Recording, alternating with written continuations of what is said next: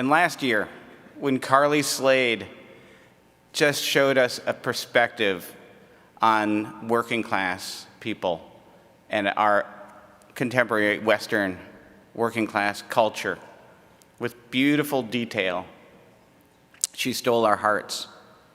And then right after that, Chanakan Semachai, Punch, stole our hearts back as she told stories as an immigrant, as a visitor to the United States from Thailand, as a student, and her perspective there.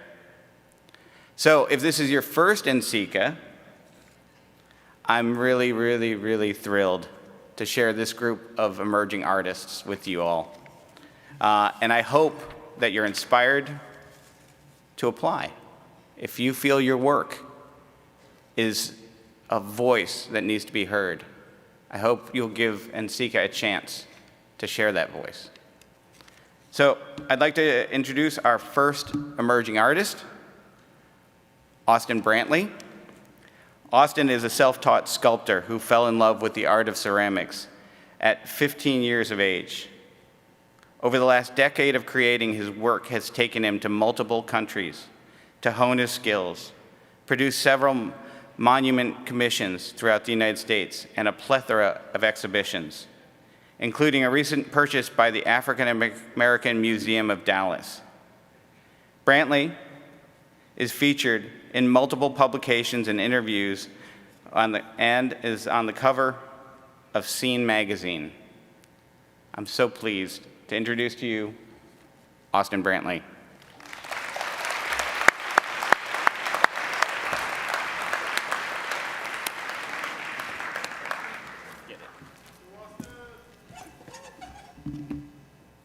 Good morning, NCECA. My name's Austen Brantley. I'm a ceramic sculptor. I don't usually talk in front of people, so this is going to be a ride for both of us.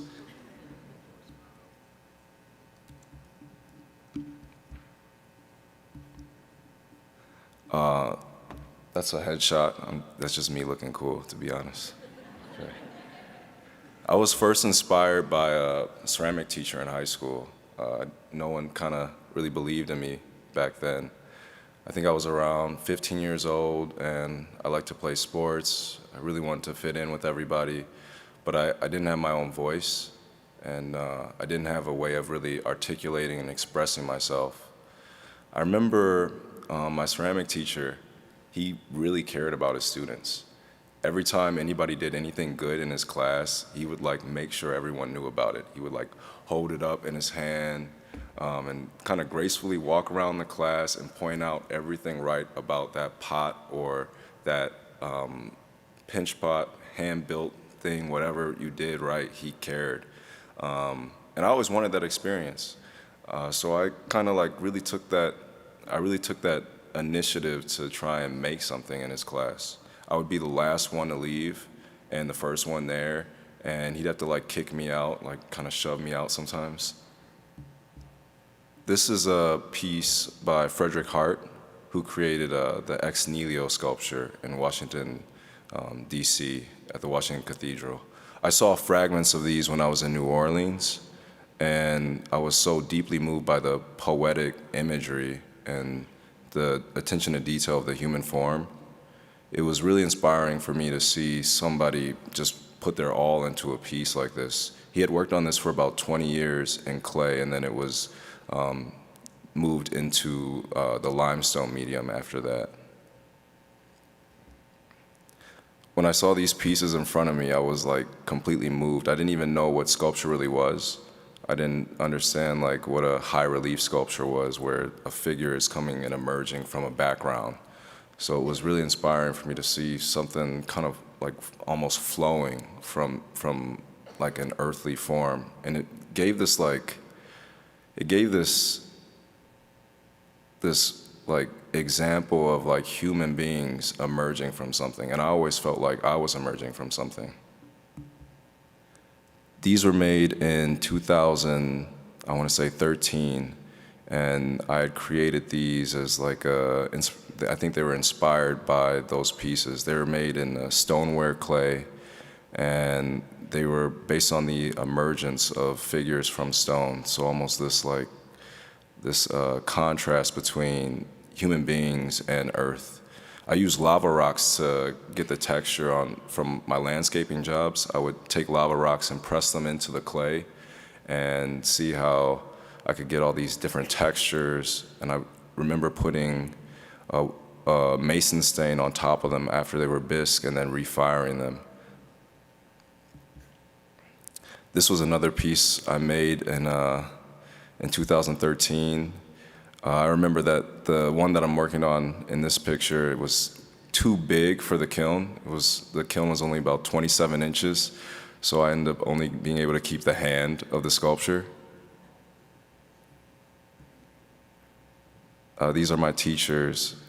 Jeff Hartshorn on the left, who was my first high school ceramic teacher, and then when I wasn't able to afford art school, I took community college classes at Oakland Community College.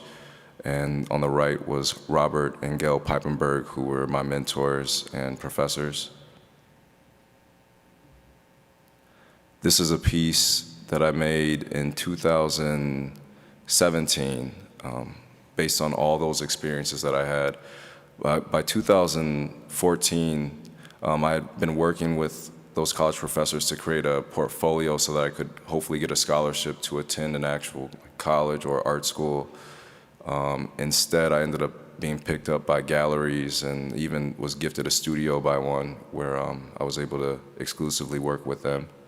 This was a piece out in Chicago that I made for a collector. It's called I Exist, and it's kind of about the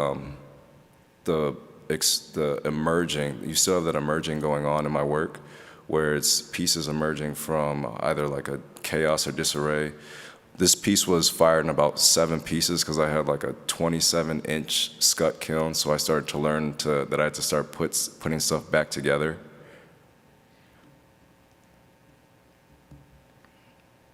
This was my first studio where I would work on probably almost 20 pieces at the same time. I had a studio cat in here that's probably hard to find in this picture because he's always hiding. But this was I actually lived in this studio, so I had an apartment in there. I would work pretty much every day. This is a piece of one of my childhood friends. It's titled Dreamer. I remember when I first started sculpting, he would ask me all the time to make a sculpture of him, like every day, to the point where it got annoying. And I'm like, bro, you're not pretty enough, man. Like, you're not a girl, okay? And I remember this one time he was in my studio and we had just like been hanging out and stuff, and I was like, I got this kind of idea, and this wasn't it actually. We had made maybe like 3 or 4 different sketches, and then he accidentally took this pose, and that's when I started to learn about the spontaneity of clay and also the spontaneity of poses. He accidentally took this pose, just kind of like taking a stretch, and then I think it became the idea, something really activated in me, where it became the idea of like turning emotions into the work, because I felt like he was experiencing something, maybe something that I couldn't even understand in words, but I wanted to capture it.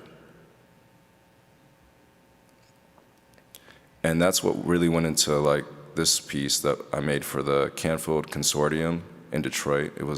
That's a nonprofit organization that uplifts different neighborhoods in Detroit.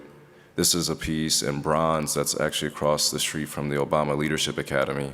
And I wanted something that kind of reflected that beauty of children before they kind of see the ugliness of the world.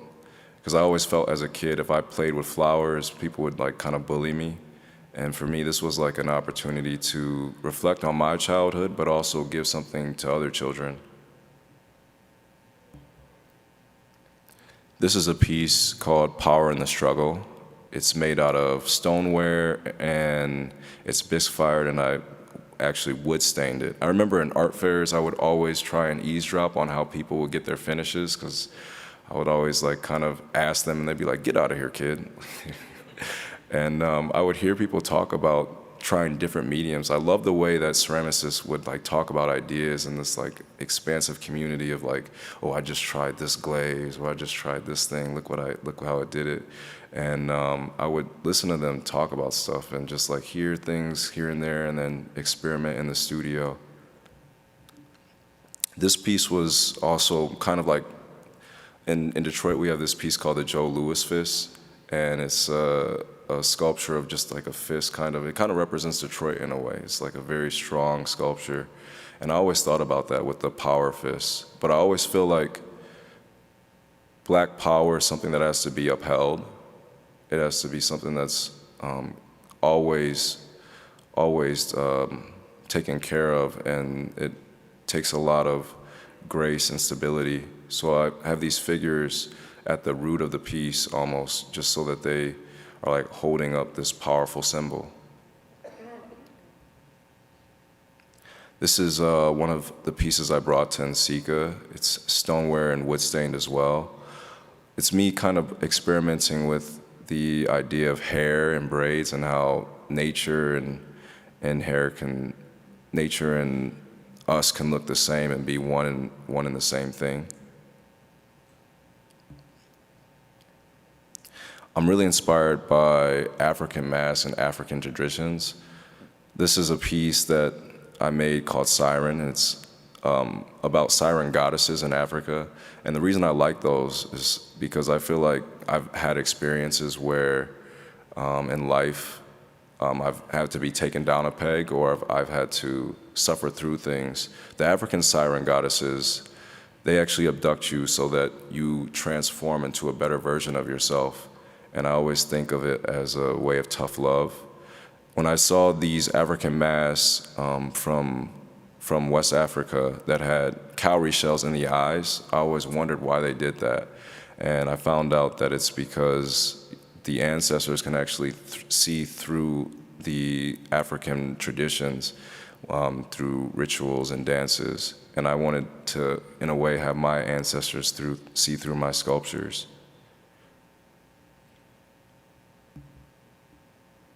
This is a piece I titled, these are two pieces I titled Shield, and where I was actually traveling in this place called Virginia in northern Greece, which was weird, but I found these mounds where they had maybe 100 different, they had 100 different excavation sites where there were these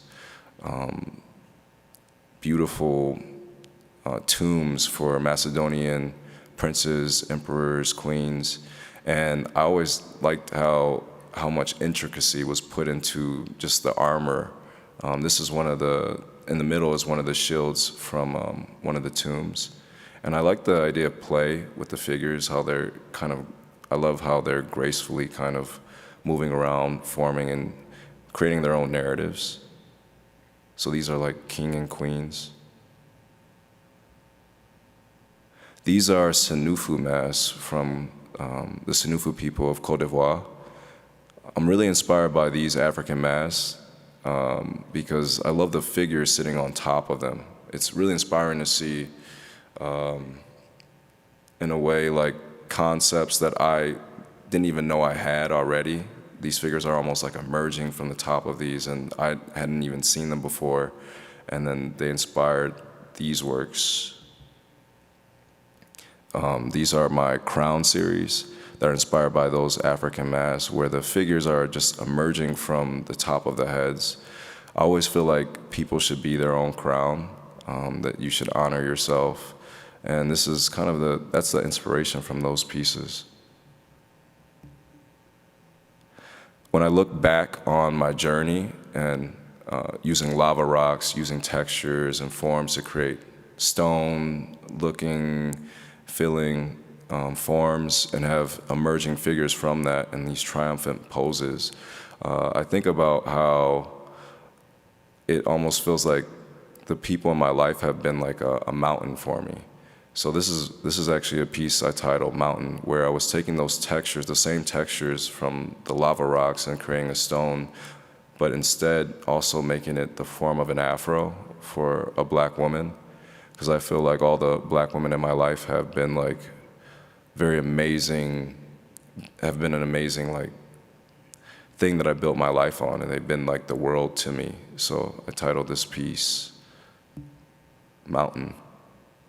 It's a stoneware, bisque fired and wood stained as well. This is a piece I titled Condessa, and it's of the same kind of series of the Crown series, where the figures are emerging or struggling to find themselves and kind of emerging from the hair of the sculpture. I really like the texture of braids, as you can see. I have a lot of fun doing the details of them. This is a piece that I actually covered with an acrylic bronze paint.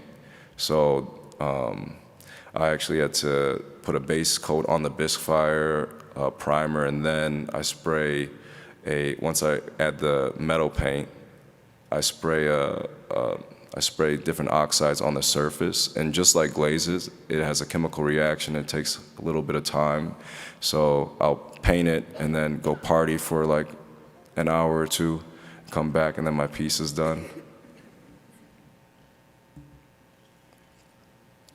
This is a piece I really love called Mamawata. It's of terracotta, and it's actually first, after it's bisque fired, I put a polyurethane and then I spray paint it with this very, very cheap spray paint. I've been using this spray paint actually for 10 years now. And I used to use it around the house for like working on stuff and doing chores. And it was terrible at everything except artwork. So for this piece, I would actually like spray paint the piece and then wipe it off. That's when I started to learn how to kind of play with things and use rudimentary materials and things that, instead of using glazes, I would kind of try and find my own surfaces. This is a piece titled Tribe, and it's of that same style where it's the terracotta and the bronze patina. I use hydrocal to cover up some of the pieces, and then to cover up some of the seam lines of the pieces so that everything is cohesive. Because I use limestone as the base, I really love using different materials working together as one object. So I feel like clay is usually the goal, but I feel like I can sometimes add different things to it. And that's my work, guys.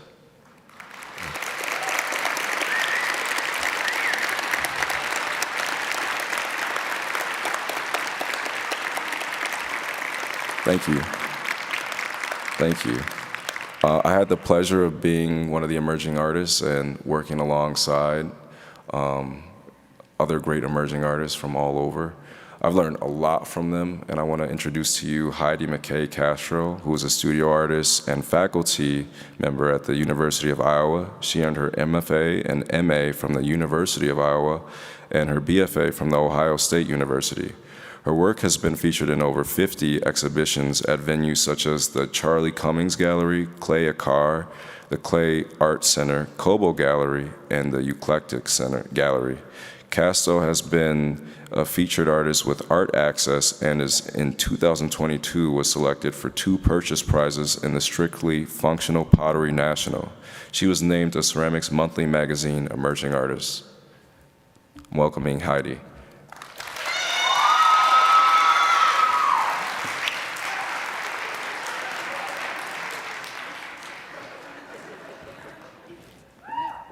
Thank you so much, Austen. Wow. Hello, everyone. Thank you. I got my fans right here. But really, all of NCECA, wow, you are such a great family to be a part of. I love this clay community. Before I start, I have a few thank yous. First, to NCECA and everyone that made this possible, and to this stellar group of emerging artists. It's been an unforgettable week sharing the stage with you. I'm going to do this so I can move my head a little. To my recommenders, Rebecca Harvey and Lindsay Pekaski, you are both an inspiration to me as artists and mothers. I am so glad you are a part of my journey. To the crew at Iowa, you are so supportive and fun to work with. I am lucky to walk in and to work and see your faces and bursting creativity every day. To my family, who all drove to see me today, you have never once doubted my talent or my dreams. And to this tight crew, Andy, I cannot believe the adventures we've been on since we met in the ceramics studio at Ohio State 21 years ago. I really hit the jackpot when I found someone who could both make me dinner and a bucket of glaze. Amari and Beatrice, you are the magic in my life, and this talk is for you. My work is shaped by my reality. I am Heidi, artist, professor, and mom. My reality is a connected web of perceptions, beliefs, and instincts developed from a lifetime of relationships and experiences that shift and mold how I see the world and the people around me. Unconsciously, I've developed observations and biases of the world or art or my bonds with others over time. Through these sensitivities, beliefs take root and grow. Without examination, a belief can be built from something your parents told you when you got in trouble as a kid, combined with a self-help book, and intertwined with an overheard conversation, and sealed together with a passive-aggressive comment from a relative. Without awareness, life can be lived based on these uncontested beliefs. Rules can be made in the studio, and judgmental hierarchies of our work that label one type of work superior to another often persist. One of the fundamental building blocks of processing life for me was the way my parents would connect behavior to lessons to larger metaphors. This was their way of communicating, and it's how I began to understand the world. Metaphors transformed mundane routines into real-life storybook pages, creating a belief structure greater than the limitations in front of me. These word pictures conveyed a relatable world with a little enchantment sprinkled in.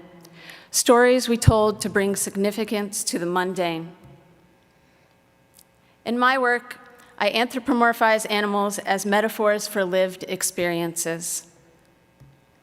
I use personification of animals to soften the awkwardness and vulnerability of human interactions. When I feel incapable of understanding my emotions, it helps to think of them objectively. I find myself contemplating the instinctual needs of animals in their daily journey for survival. I'm not a scientist, but this seems and feels like it's mostly about instinct. Our instincts as humans are often so clouded by insecurity, guilt, shame, and embarrassment. Animals, on the other hand, they seem present, acute, and directed in their instinctual behaviors. I wonder about my root instincts, what I might make and do and see in the absence of the world's pressure, judgment, and expectation. Women's instincts are historically and presently tempered at best. We are often shut down and perpetually dismissed. Our reproductive choices are limited and controlled. We are urged to be quieter, less disruptive, and less emotional, but smile more. All of this gets run through a personal social filter, designed to benefit others rather than ourselves. Animals are void of these inhibitions, however, and I find it so fascinating. My work navigates this difference between our human experience and my imagined version of a related animal one. I am drawn to art as a vehicle for storytelling and opening up personal experiences for conversation and connection. In undergrad and grad school, I made human and animal-scaled works, and I loved the ability to tell stories through clay. I'm drawn to clay's sculptural possibilities. When I became a mother, however, my time in the studio, it was limited and unpredictable. I quickly realized if I wanted to keep touching clay, I needed to shift my practice to being a studio potter. It made much more sense working in small batches and taking breaks as needed. When the pandemic slowed the world down, more space emerged to question perceptions and beliefs. Those questions that I had formed over years of balancing art and motherhood. I realized I missed telling stories with my work. As the pandemic trudged on, I felt like my growth as a human and an artist finally converged into a succinct dialogue. I had more space to significantly extended studio time. It was in those slower moments that I gained confidence to take bigger risks and to let go of my self-imposed rules about ceramics and find a personal language for what I wanted to express through clay. When we are in tune with our own personal narratives and creative energy, the world responds. I also confess to be an over-planner at heart. Plans make me feel calm and in control, and repetitive work is a more natural extension of my personality. That being said, if I approach my work with careful, precise planning, the magic is lost. What has helped is to think about my current practice as a process where problems are set up to be solved using my intuition.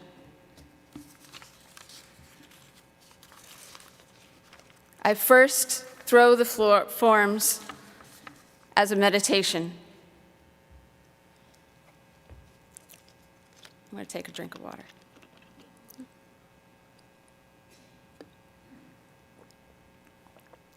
All potters can watch these videos forever. I love the magic of it. Shapes come next, hand-built like a puzzle. I make these more sculptural additions without a plan of what vessel they will be connected to, and then match and play the shapes as if I'm deciding which earrings or hairstyle to wear with an outfit. This method forces the conglomeration of unexpected, playful elements and requires trust that when the pieces emerge from the bisque, there will be possibilities to work with. I think of this instinctual trust as a metaphor for what I've learned about parenting from trusting instincts about my own body and learning to trust my kids. A long time ago, I miscarried my first pregnancy. This created a lack of trust in my body. Later, despite this insecurity, I listened to my intuition when I realized my second pregnancy had stopped moving inside of me at 37 weeks. Although I faced considerable embarrassment and doubt, I pushed through and followed my instincts. I listened and delivered a healthy girl through emergency C-section 13 years ago. My instincts were growing, but I truly did not regain trust in my body until I was pregnant with my second daughter, now 10. I was terrified that in that pregnancy, I couldn't trust my body, and that we might lose her if I wasn't hypervigilant.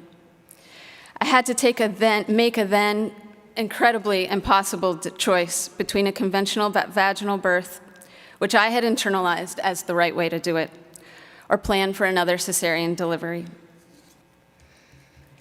As I lay on the operating table being stitched back up, the surgeon leaned over the curtain and said, "I'm not sure what made you choose to have another C-section, but your uterus was so thin it would have ruptured during a conventional labor, and we probably would have lost you both."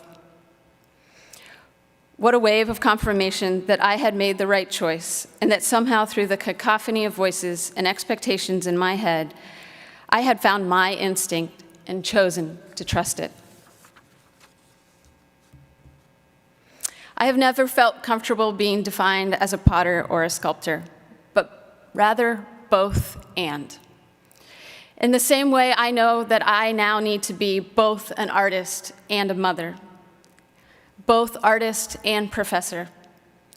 I have always been intrigued by duality, words that have two meanings, or the way kids intuit different shapes in the clouds. I think a lot about this idea of two things at once, and how much our lives are spent in the gray areas. If this is possible, the options in my work are endless. It isn't until after a piece is bisqued that I imagine the possibility that a shape could be a red panda wishing on a dandelion, or a macaw considering its birthday wish, or both. These shapes, sorry.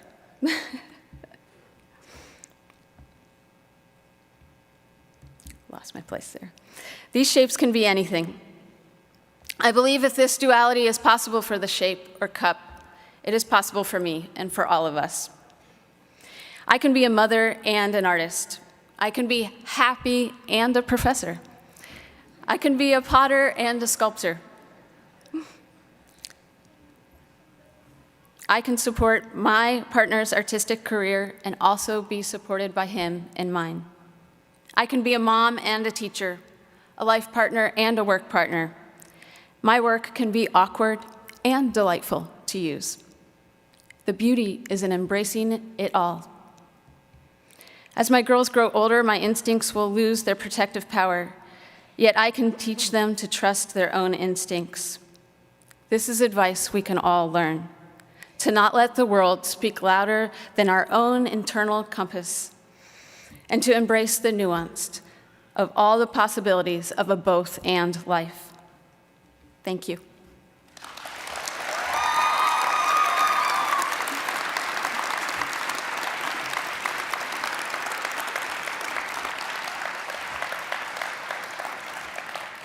It is my absolute pleasure to introduce the next emerging artist. Born and raised in China, Jing Huang is a ceramic artist currently living and working in Charlotte, North Carolina. She received her BA from Jingzhen Ceramics Institute, advanced diploma from Sheridan College, and her MFA from Alfred University. Jing has lectured, curated exhibitions, conducted workshops, and exhibited extensively through the US, Canada, China, and UK. Welcome, Jing.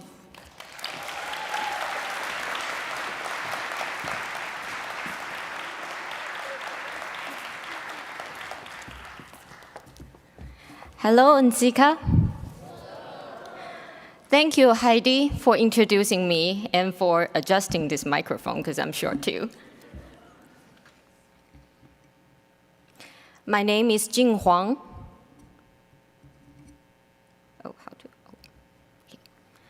So I was born and raised in the small mountainous city of Guilin in southern China.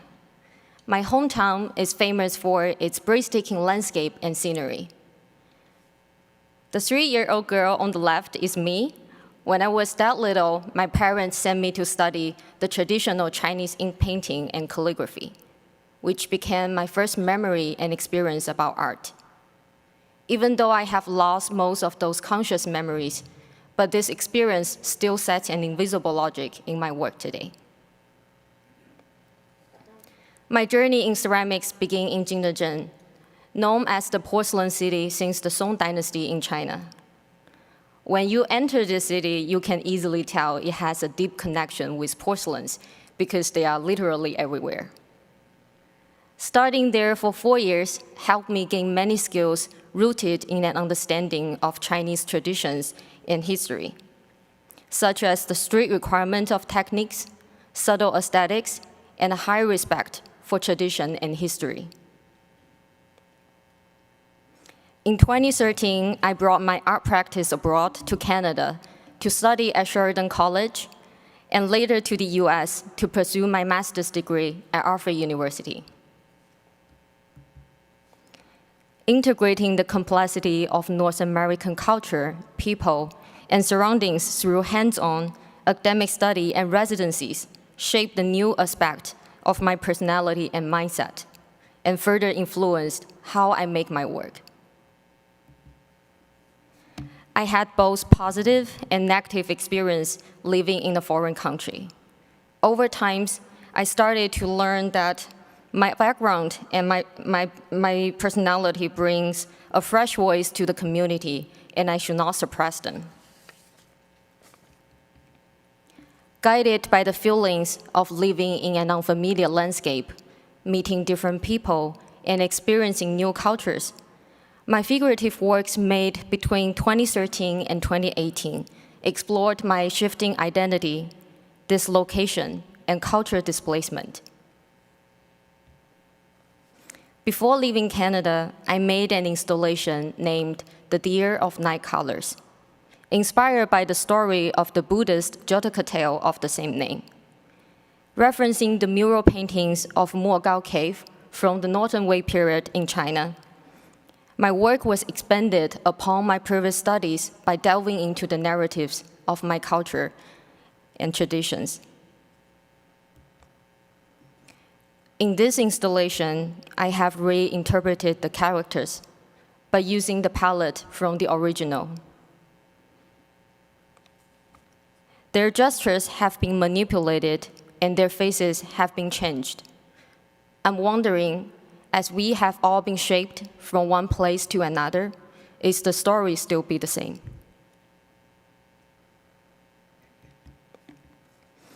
When a new life meets an old one, that moment draws me close. I take photos when I traveled, and these different types of mountains become the photos I enjoy the most when I visit my album. Tasting newness and oldness at the same time, I can experience the distance and difference between there and here, then and now. This is my 9th year living away from my country. 9 years could be short. It is too short to be able to adapt myself to the environment here. But 9 years could also be long. It is long enough to nearly get lost in the city where I grew up. Last time I went back home and visited my family in Guilin, and everything looked so different and obscure compared to my memories of place and people. So my boundaries are now blurring because I'm questioning what is new and unfamiliar to me. If the distance between China and North America is 7,723 kilometers, what's the distance between the previous me and current me? If there are 12 hours between home and here, what time is it now? When I arrived in Canada, I wrote these questions in Chinese. I translate and continue to reflect on them still, to remind me of who I am and how I began this journey. Old, new, familiar, unfamiliar. I am constantly searching for myself somewhere in between. Amid the dislocation of ambiguity of being neither here nor there, I anchor myself by tracing the liminal space between my past and present. This research of the liminal space in my grad school started with the depiction of my hometown's karst limestone mountains. And the title of this piece, Shanshui, is a Chinese word, meaning landscape. The literal translation of Shanshui is mountain water. I marked this too in the picture for you to see how they evolved in history. Chinese characters were developed through the use of images, and I remember the process of practicing writing Chinese was very similar to drawing an image. You need to use a combination of technical skills and imagination, considering each shape of stroke and balancing the space in between to compose an overall beautiful structure.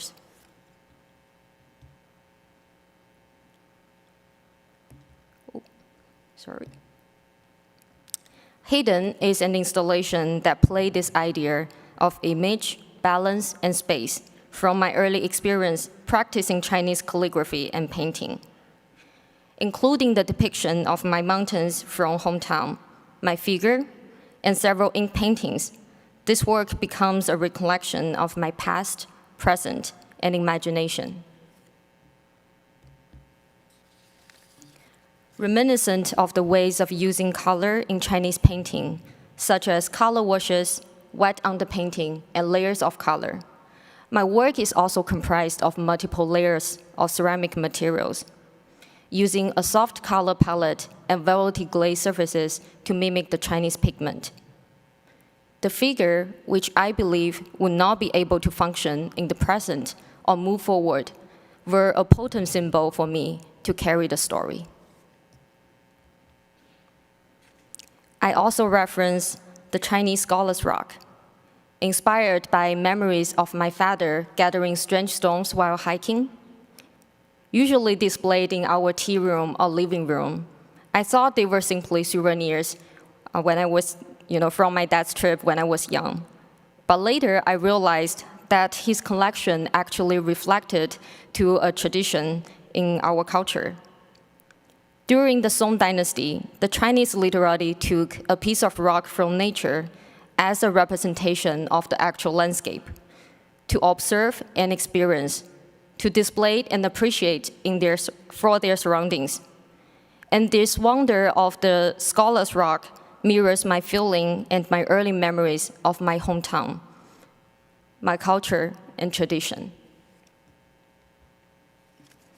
Unlike the traditional manner of displaying the Scholar's Rock on top of a wooden base or table, my work might be installed on the metal frame, an architectural platform against the wall, or with an found object, and each sculpture offers an environment. Influenced by the concept of empty space in Chinese painting, in this work, void spaces, the bottom of the mountain silhouette and the edge of the frame create an active space, an optical illusion, allowing change and transition to unfold.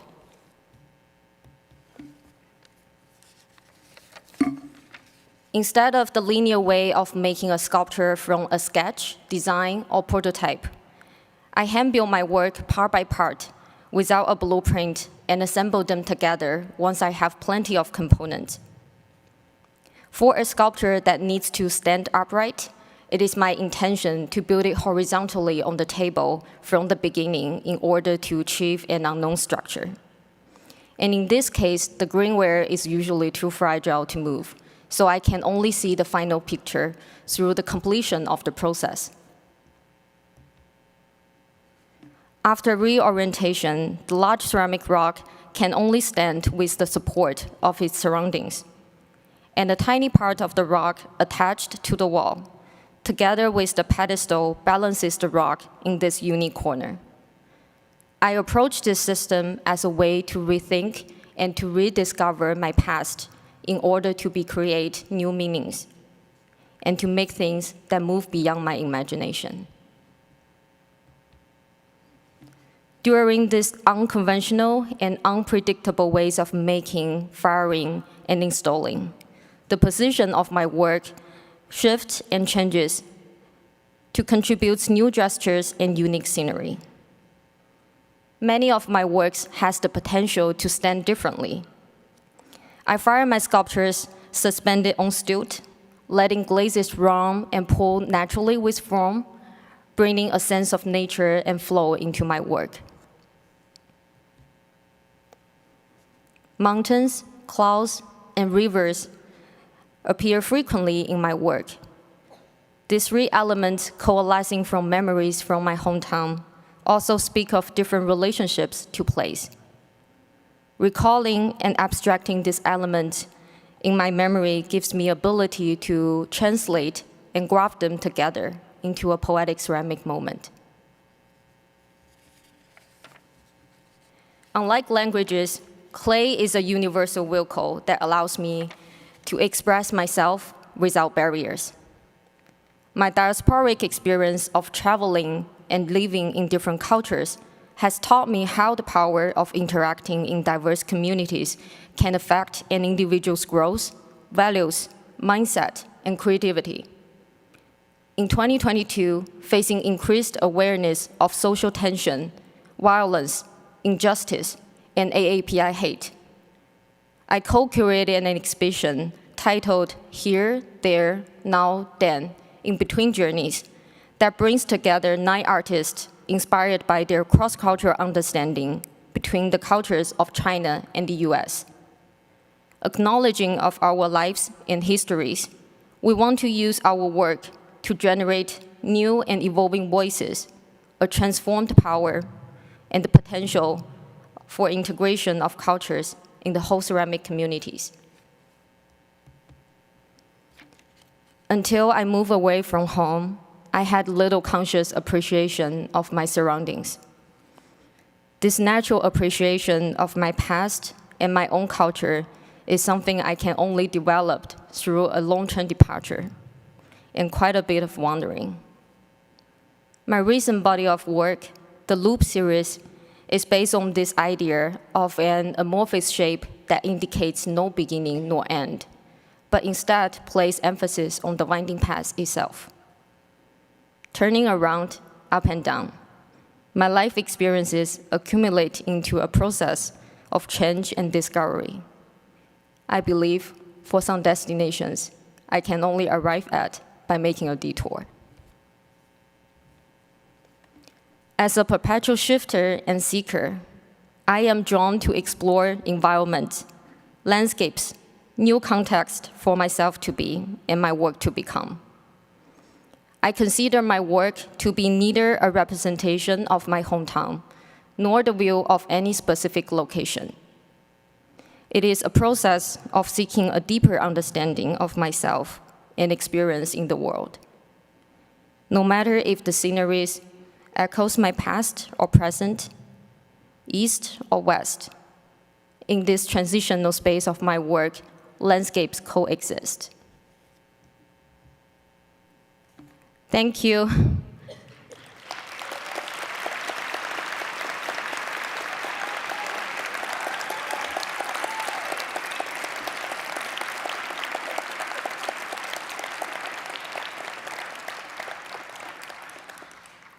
I am really pleased to introduce our next emerging artist, Dishon Peoples. Dishon Peoples is a ceramic artist and designer from Chicago. He is currently a lecturer at Chicago State University and pursues his Master's of Social Work degree at the University of Chicago. Dishon has exhibited widely at the Clay Studio, Eutectic Gallery, Ulster Center for Craft. Dishon was a Fulbright scholar and a part of the American Craft Council's Emerging Artists cohort in 2022. Let's welcome Dishon.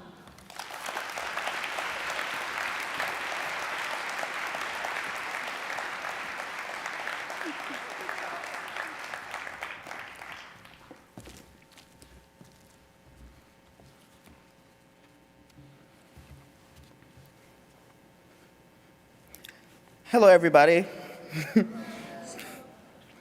I'm realizing that I am a lot more anxious than I expected to be. But the thing I appreciate about anxiety is that it forces me to contemplate grounding in my body. It forces me to think about my breath and to move through discomfort. So I want to keep that in mind as I move through this presentation. And I apologize if I need to read directly from my script, but that might be all I have the capacity to do right now. So bear with me. So hello all, my name is Dishon Peoples. Oh.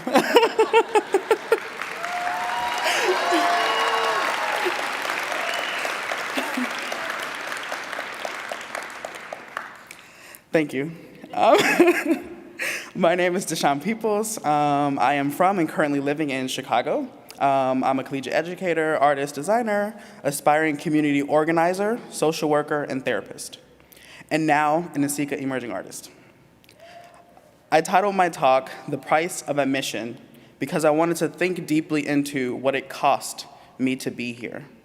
I want to celebrate the joys and be humbled and motivated by the sorrows and fully inhabit the spectrum of emotions that it takes to live a full, authentic life.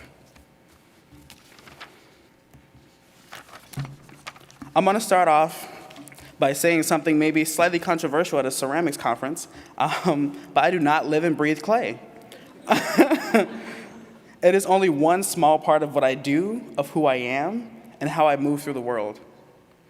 A much larger part of what I endeavor to do as a human being is build community and connection that lead to lasting feelings of empathy, restoring dignity, and increasing belonging. I believe that care happens in the collective, and I did not get here alone. I did it through leaning on others for care, support, and guidance. This is a picture of my mom, my grandmother, and I believe that in this trio lives the possibilities of all that I am and will ever hope to be. Family is my world, my biological kinship, as well as chosen family and friends. Their love and support have carried me through my darkest moments and are the reason I am able to stand here today, attempting authenticity and finding joy in becoming who I am.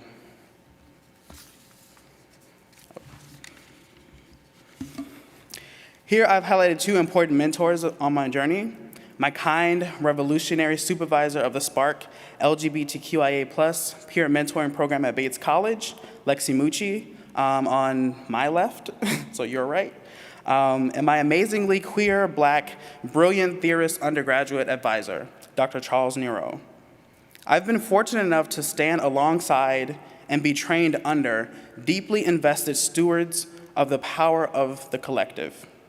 They inspired me to lead with love and center joy and passion. Because of them, I'm learning to prioritize grounding.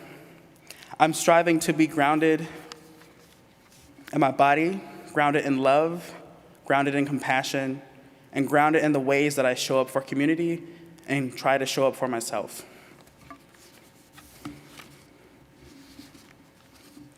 I want to read a brief excerpt from a vignette from my MFA thesis. The thesis was titled, "Beauty Still Lives Here, Narratives of Radical Self-Love." And the vignette was titled Granny Ma. And the quote is, "My grandma's china set was mostly a decorative piece, but it was understood that they were to be used only for a special occasion. My whole life, to this day, and the unimpressive, shameful, sad turbulence of living in poverty, my grandma has not known an occasion special enough to use her china set. I was subconsciously predisposed to a deflated sense of value through relationality to domestic ceramic objects. Reorienting myself toward these objects would be the primary way that I, as my therapist insisted, charted my path to healing in clay.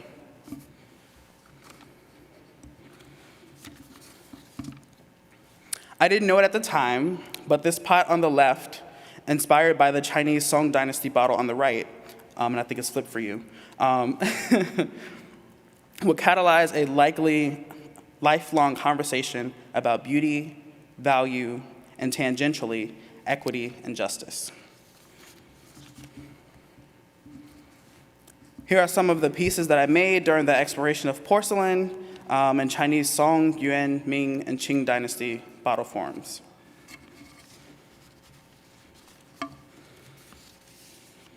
This exploration took me to Jingdezhen, China, 2 times, once in college and once right after college for Fulbright research. And when I came back from China for the first time, I was trying to challenge myself to find the me and the us in my work. I was really invested in these porcelain bottles, but had no entry point into the work I was making. I couldn't find the Blackness, I couldn't call out the queerness in ways that felt significant and genuine enough. In addition to struggling to find a place for me in the vessels I was so captivated by, I was also feeling a cognitive and a sort of spiritual disconnect from the art I was making and the social work I was doing in the world that revolved around building intentional spaces dedicated to care and empathy, particularly for marginalized folks. I worked for many nonprofits and did really activating support work for LGBTQIA+ youth, Southeast Asian immigrants, and East African refugee communities, and most recently, Black and brown, trans, and gender nonconforming communities on the south side of Chicago. I enjoyed exploring moments of pause and introspection through these pots I made in grad school as I finally began to find the language for why I was so drawn to porcelain and Chinese bottle forms. It was primarily about wanting to make works that are, in a sense, artifacts of an imagined world in which I had agency, power, and the same unquestioned value, dignity, and humanity that the current society seemed to deny me and us so often. During the pandemic, I found peace in building digital spaces that helped me envision how both my physical body and my work might take up space as an act of reclamation and empowerment. I wanted to consecrate the idea of cups holding an unreasonable amount of space on a table through this sculptural installation. This could serve as a metaphor for the ways in which I was learning to be present and proclaim my legitimacy in a space while also being accountable to community and our collective needs within that same space.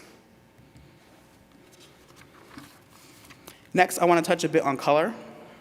Abstraction for me has always been a way to explore infinite narratives through sometimes less tangible, which could stand in for so many other relevant concepts and experiences. The major color triads I have explored were primary color series, which I showed a little bit earlier on, this one here, which is the African American flag series with the red, black, and green, queer royalty with purple, black, and gold, and critical black theory featured here. Each of these color triads references a specific moment and pay homage to histories of oppression and resistance in various multifaceted ways that I don't have the time to get into right now.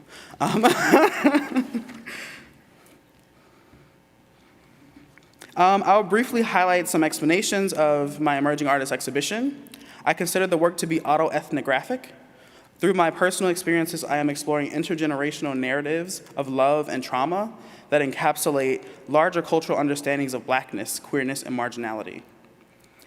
In the piece titled Grindr Love Letters, in the top left, the bowls, I'm not sure which side it's on for you, I am directly quoting fatphobic, femphobic, misogynist, and anti-Black quotes from Grindr, a gay dating and hookup app that I went on initially to find belonging and community with other queer people. In the piece on the bottom left, the cups, Queer Memories, I am exploring homophobic language that I grew up hearing in my family and other Black communities that made it hard for me to feel at home in my body and express authenticity. Both of these spaces, while sources of pain and trauma, were also sites for growth, intimacy, connection, and love. I wanted to center living in the margins and celebrate the complexity of honest relationships. Home is where the heart is, but it is also where the hurt is. And we have to live in the tension of that daily. So I wanted to make space for honoring that immutable truth. I also wanted to end, and this, I'm going a little off script, so hopefully I keep it on time. But I wanted to end with an anecdote. The first and the last person to approach me as I was setting up and taking down my emerging artist exhibition they were both Black custodians. The first Black custodian walked up to me and he said, "I'm so excited to see another brother in the space." And then he apologized for being weird. And then I said to him, "No need to apologize. I appreciate the comment. We out here." The last person to come up to me was another Black custodian. And she expressed to me her frustration upon seeing no N-words on one of my pieces. And she said that she was ready to fight the person who made it and made it a point to directly find someone in charge to see if it could be taken down. One of her colleagues showed her my image in one of the catalogs and said, "Don't worry, he's also Black." And then she calmed down. And then she proceeded to tell me how important the work was and that she was thankful that I was shedding light on a really important story. And then last night, in a conversation over a few drinks with my best friend, Justin Quaker, I was reminded that even though I was stressing out about the technical quality of the work and I was nervous that it didn't hit the mark of work that I had made previously, he reminded me that the work was reaching the right people, that the people who needed to see the work were seeing it, and it was grounding their narratives and reaching communities that were really, really important to me. So in closing, I want to say, let's all be a little bit more kind. Let's all be a little bit more understanding. Let's all be a little bit more compassionate. And let's practice being more human together. Thank you.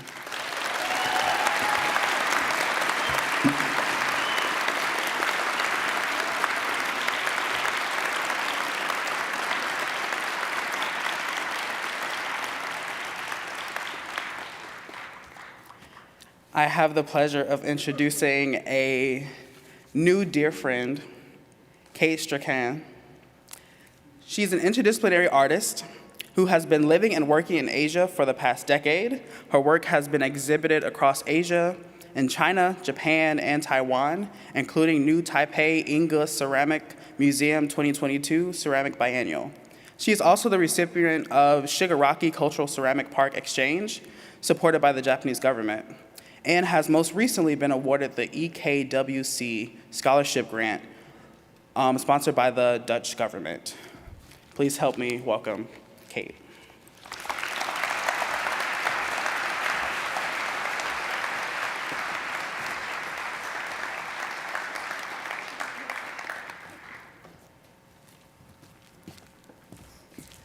So, as usual, I started crying early. So just bear with me for a moment.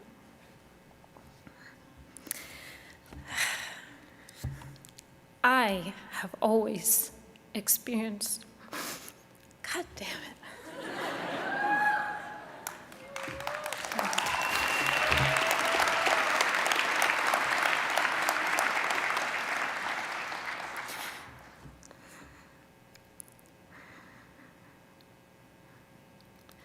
I have always experienced the world in heightened senses, and being overstimulated easily and never more than this very moment right here. I have questioned why my body responds in certain ways, why my eyes lock on to certain forms, and why my hand repeats the same movement during creation. There is no clearer view than the one looking down from where we have come to know the soil from where we have grown. To try to answer this, the excavation must take place. My background is formally in fiber, and I found myself in disillusion after a few years living and working in New York's fashion industry. I wanted a radical shift, found my way to clay, and left for Japan to undergo a 2-year apprenticeship in Kanazawa, where I spent 2 years studying. In Japan, I felt connected to the subtleties of beauty, touch, and austerity. I had no path after my apprenticeship. However, a chance encounter with Zhang Qingyuan Lao Su started to place the puzzle pieces together, and I found myself in Taiwan. Beginning my MFA at the Tainan National University of the Arts. Similar to the US, Taiwan's connection to reaching family history and origins has become an important movement. And there at the university, I was pushed to look in the mirror and face my reflection. And those who have visited our studio or my fellow students very much understand what I'm talking about. There are those certain atmospheres that draw you into yourself, to the real encounter with oneself. Now, after so long being away from the West, I finally uncovered myself staring at someone whom I knew nothing about. Living between two countries, living between so many countries and cultures, I have been consumed with fitting in to my surroundings. But who was I at the core? When we question this, there is a nostalgia that begins to float to the surface. Familiar places, spaces, and smells all seem to be calling.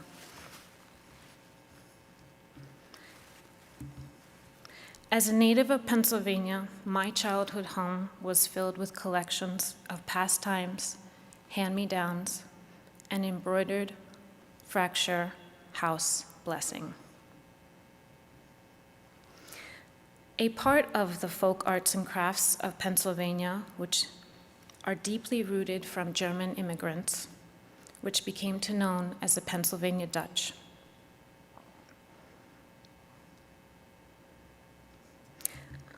My family's lineage led me down this rabbit hole to study fracture manuscripts, which were said to be written in spirit. And a voyage to write my own had begun.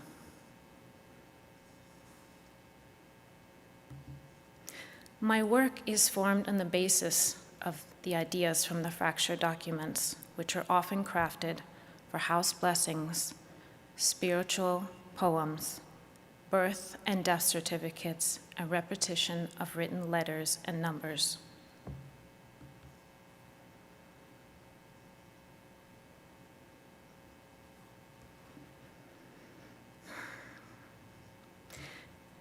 Because there is no better light than to bring humor to dark corners, Howard Cutler taught me about exploration and experimental ideas and challenging methods.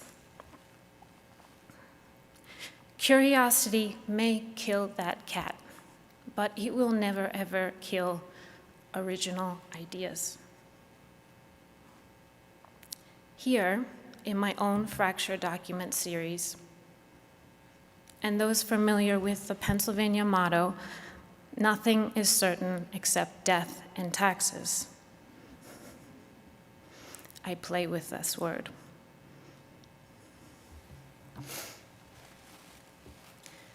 So here, the word belief is veiled with a thin sheet of ceramic. While it is veiled, it also unveils the body of the word. Surrounding this belief is its framed Pennsylvania motto of death and taxes. What contrasting thoughts.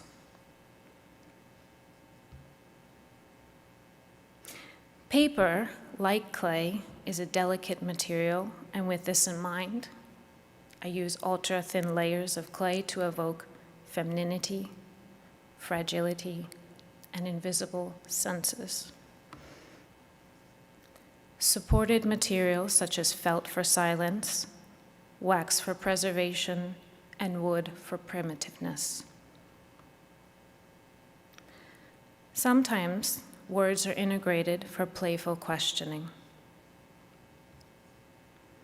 If you have ever heard the term collagrams, then you might have heard of a French poet called Guillaume Apollinaire, who made collagrams fashionable during the 20th century, and his example here in the center. However, the original idea dates much further back in the 9th century from Greece, on the left and right.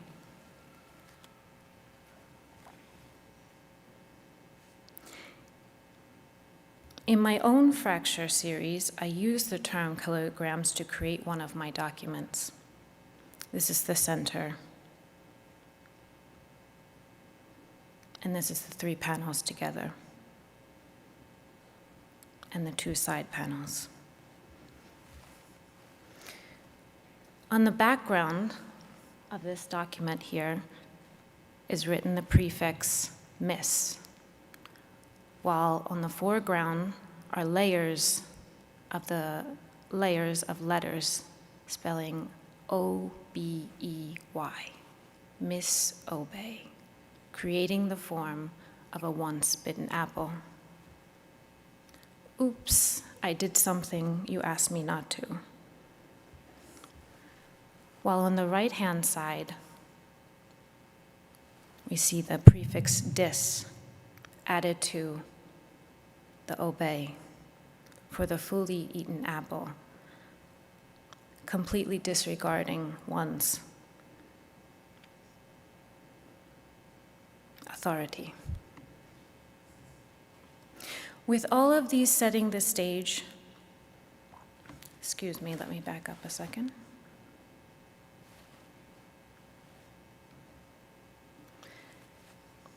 Let me introduce this video Unbounded installation series as I continue to speak. With all of these setting the stage of the characteristics of my work, what was I trying to convey? Now, knowing myself, I understand myself as a doer, as a performer of action. My actions then achieve an impression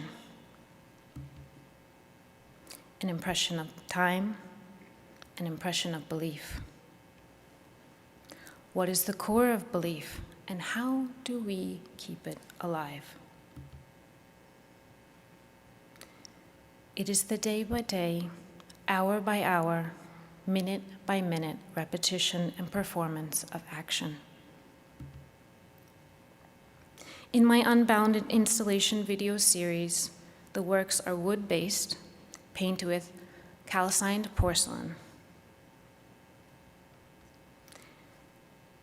With porcelain's characteristics and fragility, these daily life actions and tools showcase the rigorous chore of maintaining belief alive, yet contrasting how vulnerable the concept of faith in something can be.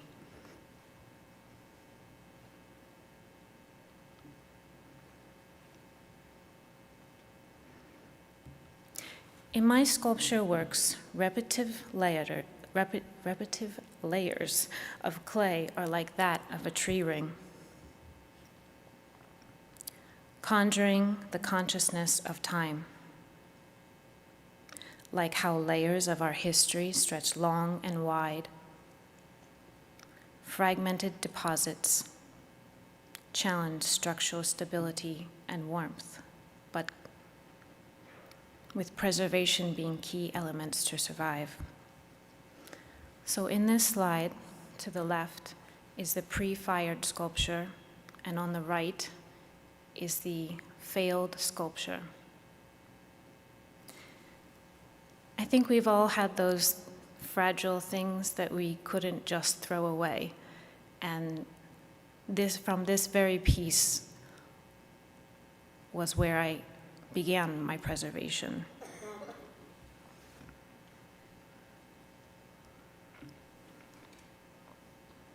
I want to ask, when is it worth keeping something?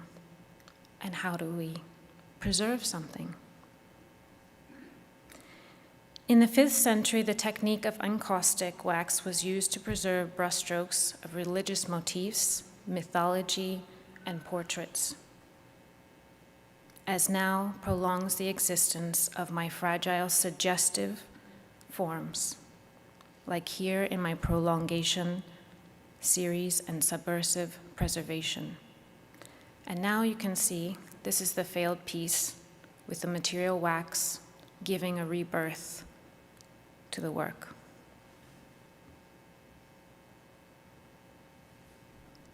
And some other failed pieces with wax rebirthing each piece.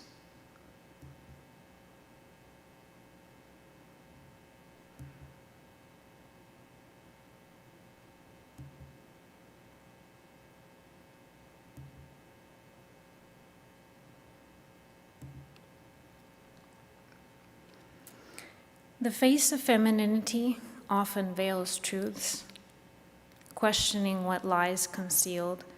The ecstatic shell of our body never does justice to what is encapsulated inside. And because there are no shared manuscripts for those other experiences, what are we left to do? How do we tell the tale of our story? Our artwork is a curiosity cabinet for a collection that we place ourselves within. In my Undoing series, Bends the Line, between pure femininity and cheeky honesty. At face value, it showcases the ideal stage of womanliness, yet at closer observance are given a magnifying glass to further uncover the hidden stories by the naked eye.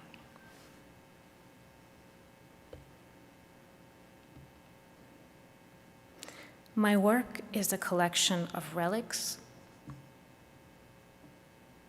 manuscripts, conveying and preserving the routine of action,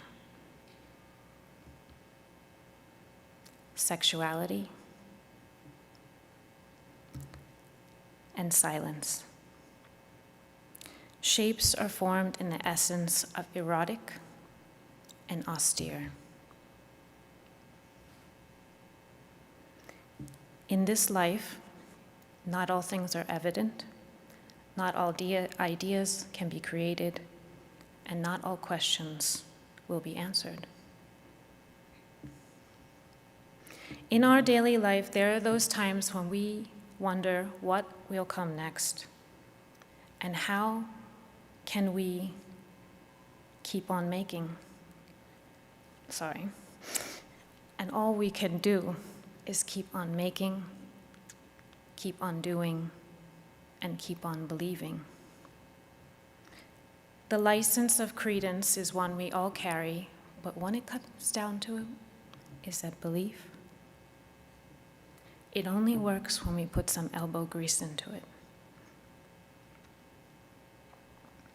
You can lead a horse to water, but you cannot make them drink it. I would like to thank all of those who have lent their guiding hand, their patience, their unwavering devotion to teaching has been truly humbling. Thank you very much.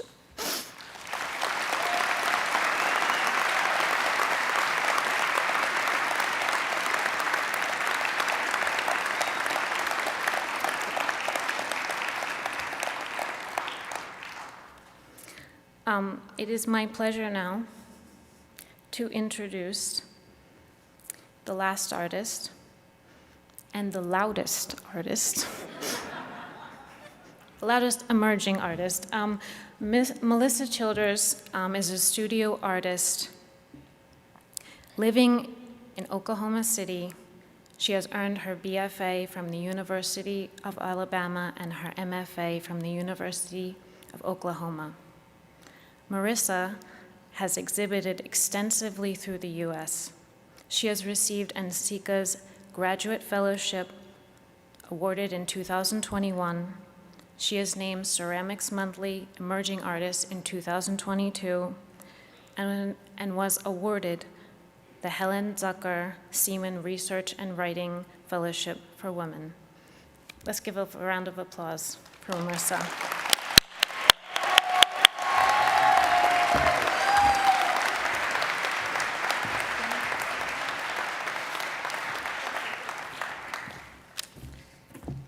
All right, good morning, NCECA. As you can tell, I've talked to you way too much this week, and I am hoarse, so bear with me. I want to start by saying thank you. I want to say thank you to friends and family. You know who you are. Okay, got me emotional.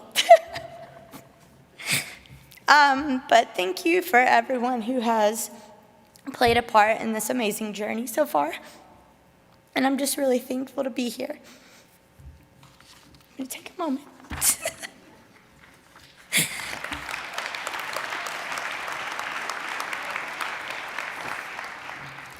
But I also want to say thank you for everyone who got up super early this morning and showed up to the talk. I know that Friday night at NCECA is very exciting. So I know you were all probably out super late, and this just means a lot that you showed up.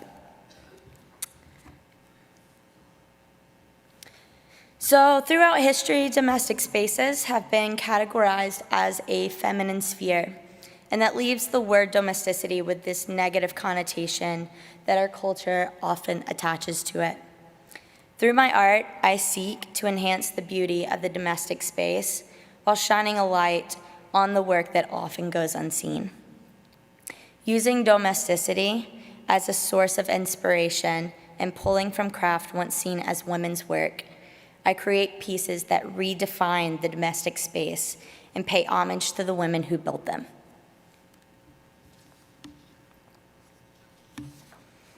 I often explore more profound moments of connection and intimacy while I strive to make functional ceramic pieces that are elegant yet inviting to touch. Various textures and patterns are used to evoke a sense of nostalgic comfort, while small embellishments are meant to draw you in for a little bit of a closer look. I look for ways my work can weave into the lives of the others around me in order to enhance and honor our daily rituals. So I was born and raised in a super small town called Florence, Alabama. And I lived here for the first 27 years of my life, never traveling further than just a couple states away. So this is where I got my BFA in ceramics, but I didn't always do art and definitely didn't know what ceramics was. So I actually started out in accounting, and I was going to be an accounting major, because at a young age I thought, why not do accounting? I'll be rich, right? Like, I don't know what else I thought at the time, but this seems like a good idea. But once I got to my junior year of college, I realized that accounting was definitely not the path that I wanted to take. Go figure, right? So I ended up stumbling into a ceramics class one day and just instantly had this amazing connection with the material. I actually, the first day I was in my first ceramics class, I stayed in class for 6 to 7 hours, just sitting there playing and learning with the material. In that town, there is maybe a whopping 32,000 people who live there. So it's a very tight-knit community, and it's hard to go anywhere without seeing someone you know. And I didn't realize it at the time, but the idea of home and intimate connections were very important to my lifestyle, but it also became a very important aspect of my work. My parents are gonna kill me for this image. So growing up, I loved to be in the kitchen. It was a way that I could sit and bake sweets all day and bring people around me closer together. And as I got a little older, I started going to work with my dad and learned how to build cabinets and furniture. And I may have only been 10 at the time, but I was very confident in my skill set at building cabinets and thought I was the best at the job and often tried to tell my dad how to do his own job. But he quickly assigned me to the task of just creating and fixing all those small mess-ups that he made within the wood shop. And I think that's where my kind of this obsession of the tiny detail work came from. And these two things I have learned have played a huge role in my career as an artist. During the short time I've been creating, one question I always get asked is why functional work? And I truly believe that that stems from the memories and connections that I've made in the kitchen with my mom when I was younger. And while working with clay is much different from working with wood, I believe having grown up in the cabinet shop really informs my building process and my way of thinking. Pottery has this amazing way of enriching everyday objects with purpose and beauty. It is intended to be filled with food or drink, picked up and passed to a neighbor, and thoroughly enjoyed through use. And I believe a deeper connection to an object takes place through this daily interaction.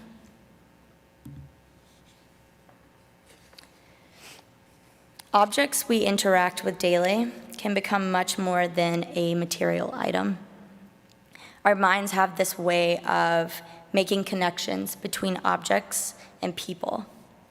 An inanimate object can become the signifier for an entire relationship or a moment from the past, as memories can materialize when we least expect them to. A texture may remind us of the couch in our childhood home, or a particular dish could stir up memories of family dinners, and that creates this sense of familiarity.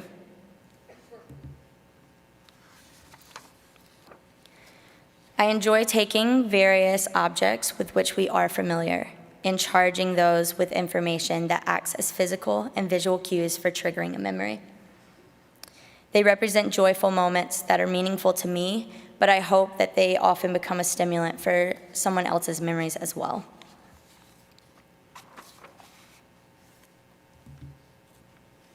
It was actually really nice this week when I was talking to a lot of you. Many of you stopped by and told stories of how certain pieces that you saw on the show reminded you of these memories that you had at home with your family or something from your grandmother.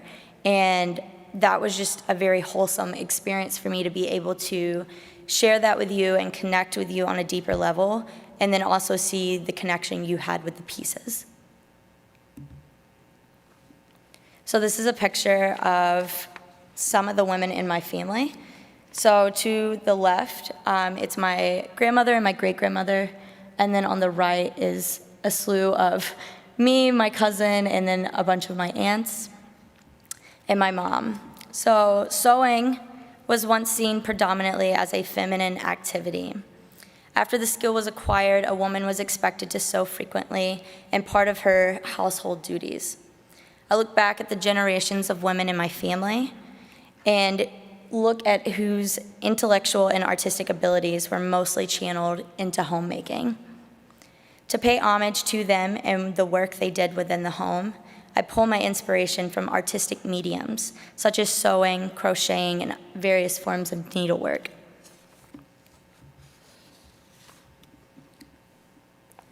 I focus on artistic skills and abilities that bring comfort, joy, and beauty into the domestic space.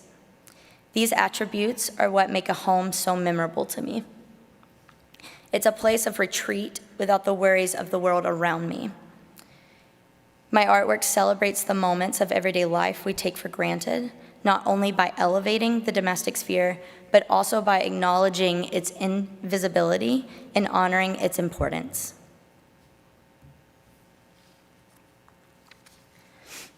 I often approach things through familiarity.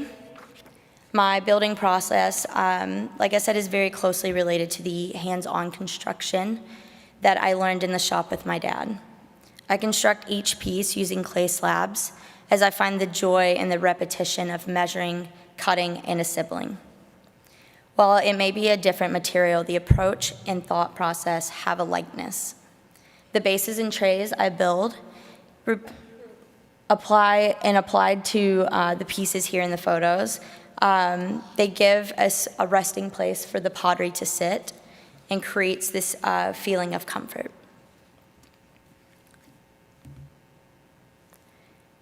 In addition to the repetitive assembly, I design and cut out sewing templates for each of my ceramic forms. These templates are traced onto clay slabs, they're rolled onto texture and put together like fabric. So oftentimes when I'm creating these, I'm asking the question, you know, what would this clay be doing if it were actually fabric? So how is it tearing apart? How is it folded? How is the clay responding when I'm wrinkling it? Because I want it to look as close to fabric as possible. And I also leave seams and attachments exposed just to further emphasize those hand-built elements. I believe it's very important that the method of construction is evident in the final product, as it becomes a way for me to bring the work of the homemaker into the piece.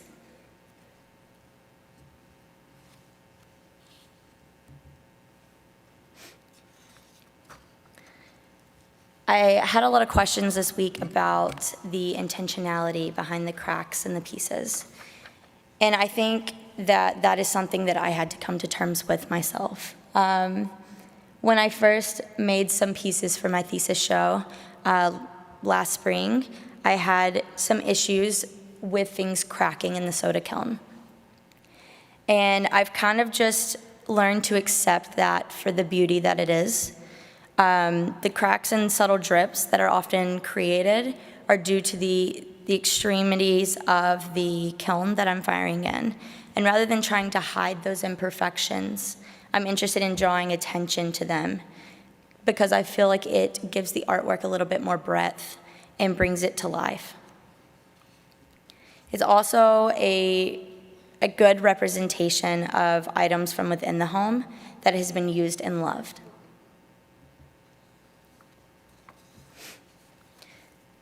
The surface that I create is created by making molds of various items such as embroidered pillowcases, sweaters, and often like corduroy work shirts. It adds an element of comfort and depth to the surface. And when the clay is still wet, sections of the texture gets peeled away. The illusion of torn fabric allows for the floral print to emerge from underneath the fabric-like surface.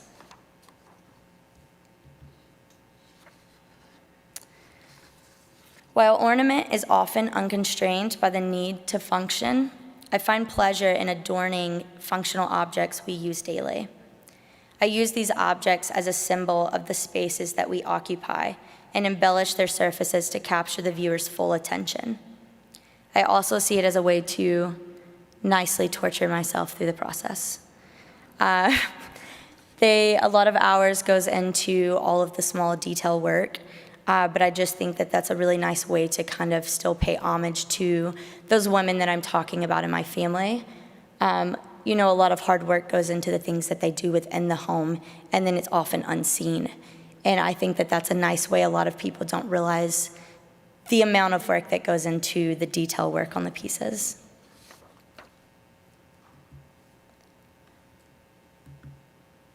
So I talked to a lot of you this week about the idea of approaching my pieces at 30 feet, 3 feet, and 3 inches. That is just a way for me to approach my work and my process and kind of understand like different aspects of what people are going to pull from the work. So at 30 feet, I'm thinking about, what are you seeing as far as the profile and the form? But then at 3 feet, you're starting to get that more definition, I guess, of the surface and the texture that's on the pieces. But then at 3 inches, I feel like you get something a little bit more special.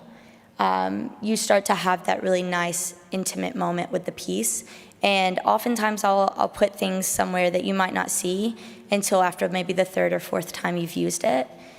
And someone just passing by is not going to get that kind of reaction in the same way as someone who's really interacting with the piece.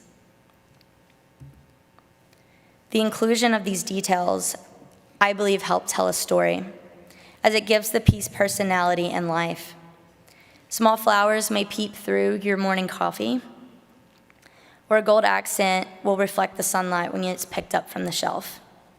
Details not only allude to moments of the past, but they also create new ones. I've really enjoyed this newer exploration of furniture, as it has allowed me another way to bring the subject of domesticity into the conversation within the gallery space.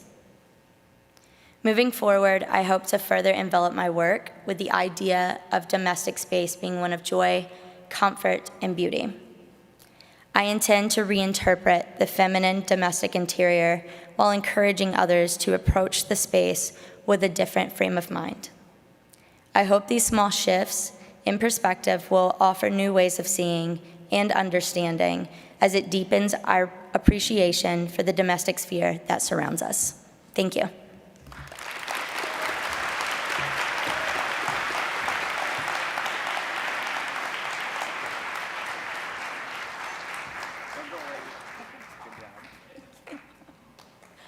I'd like to invite all the emerging artists up here. I told you, didn't I? Right?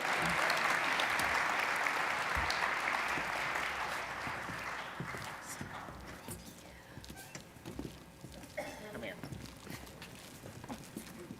Just stand right here. Look at them. Look at them.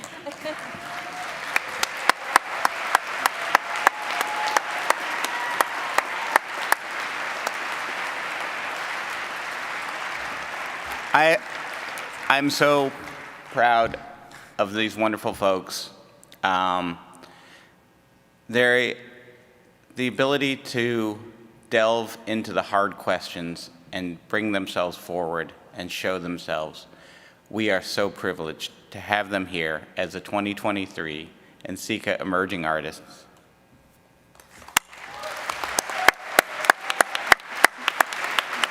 Thank you. And we would like to thank Simon for being such a so supportive through all of this.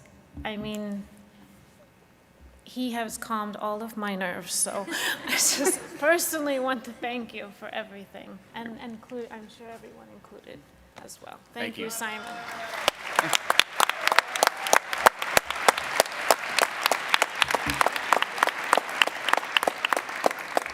Thank you.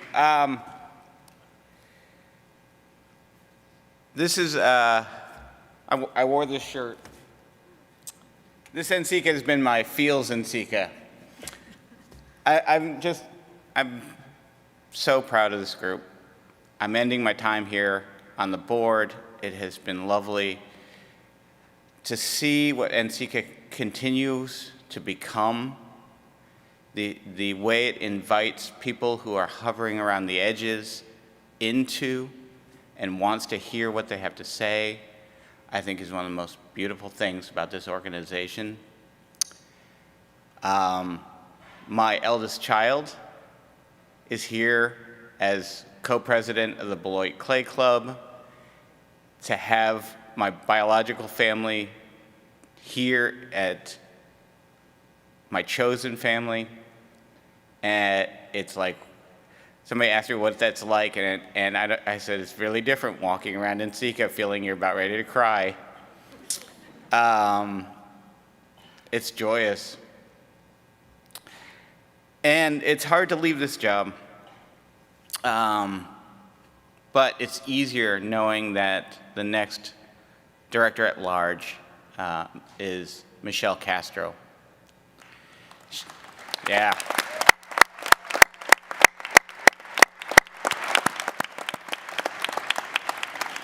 Michelle Castro was the former student director at large and has stepped right into the role and has been a blessing for the board. Michelle Castro is a ceramic artist whose practice addresses social issues. From Midwestern State University, she received a Bachelor of Fine Arts with an emphasis in ceramics and a minor emphasis in graphic design. She is in her final year at Florida State University as a Master of Fine Arts and Studio Arts. Castro spent the spring of 2021 as an artist in residence at Midwestern State University, concurrently with her studies at Florida State University. She's a worker. And was an instructor of record, virtually teaching beginning ceramics. In March 2020, she was elected to the board of the National Council on the Education for the Ceramic Arts. Sorry, my phone is not behaving.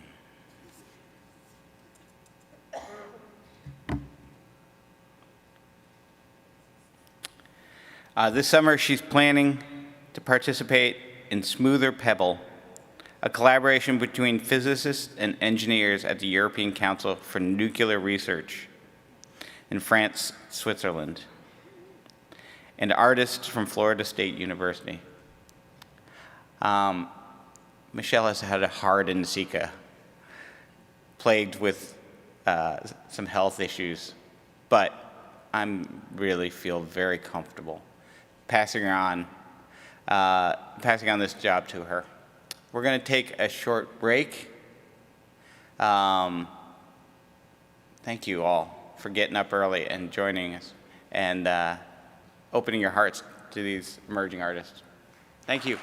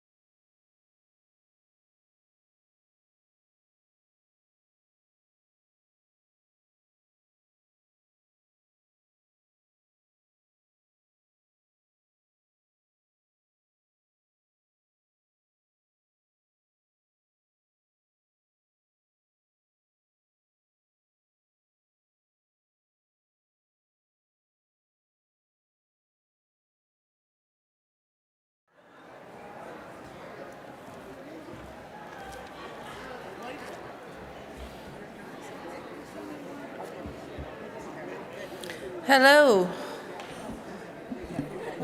We are coming back.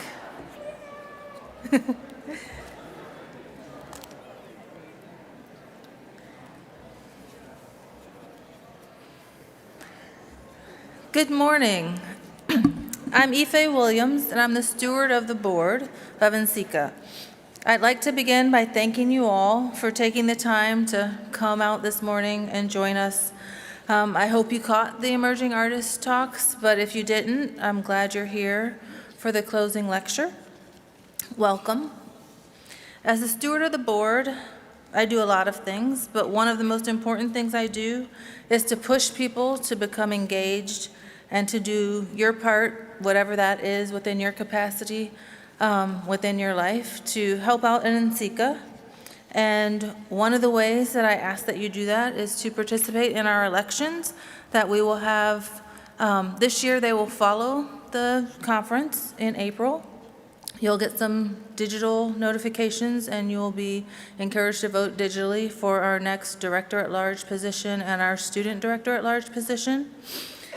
Keep an eye out for social media and email information about the candidates and the election details. When voting opens, please do your part and vote. In addition to voting, you can be a part of the work that happens behind the scenes at the conference in a variety of ways. Some of those ways include proposing conference sessions and exhibitions, pushing other people to propose conference sessions and exhibitions, nominating individuals that you believe deserve to be honored and awarded some of our special recognitions that we present at the conferences, joining a committee, or even taking that plunge and deciding to join the board. With that, remember, be involved to your capacity, encourage other friends to be involved, and I will turn it over to Angelique Scott and Jeff Vick, who are the co-on-site liaisons for next year's conference. They're going to share a little bit about NCECA Richmond.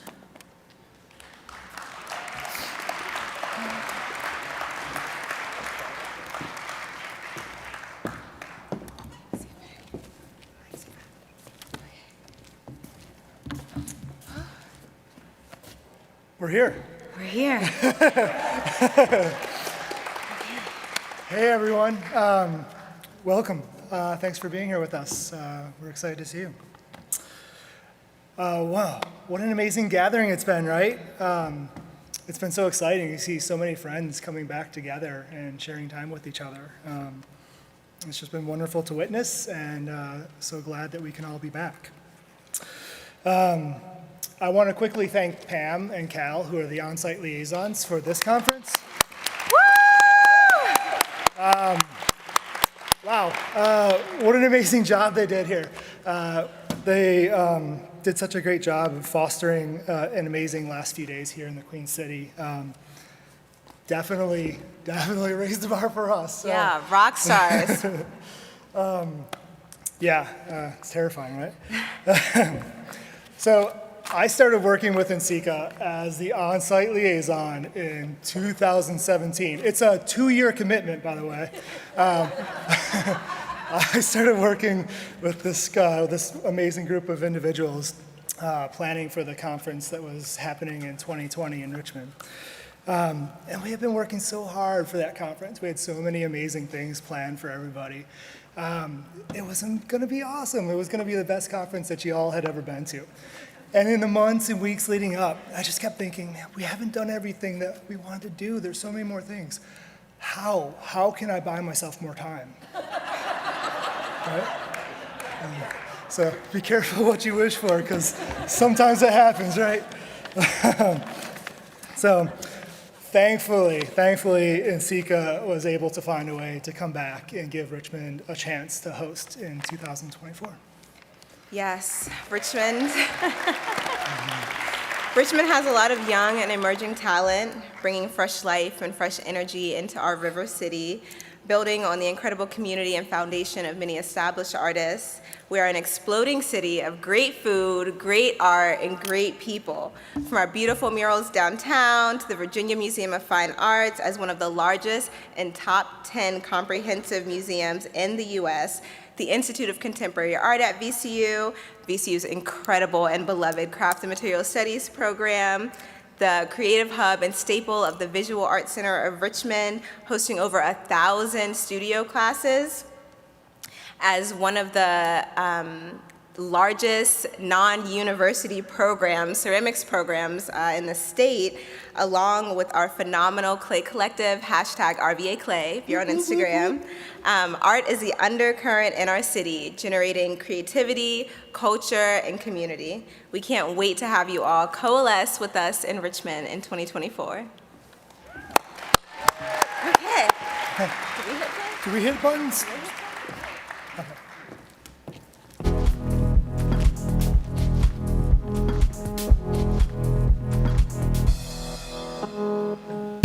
Clay is creativity, a material for expression, communication, and learning for all ages. From toddlers to elders, whether wheel throwing or hand building, clay empowers everyone to tap into their own creative expression. Clay is culture. It is a recorder of human experiences used for generations, dating back to wares from indigenous people like Seneca to Henrico County in the 1700s, and many, many more communities throughout Virginia. Clay is a cross-cultural connector. From pre-Columbian to African to Asian art, you can find in the Virginia Museum of Fine Arts permanent collection.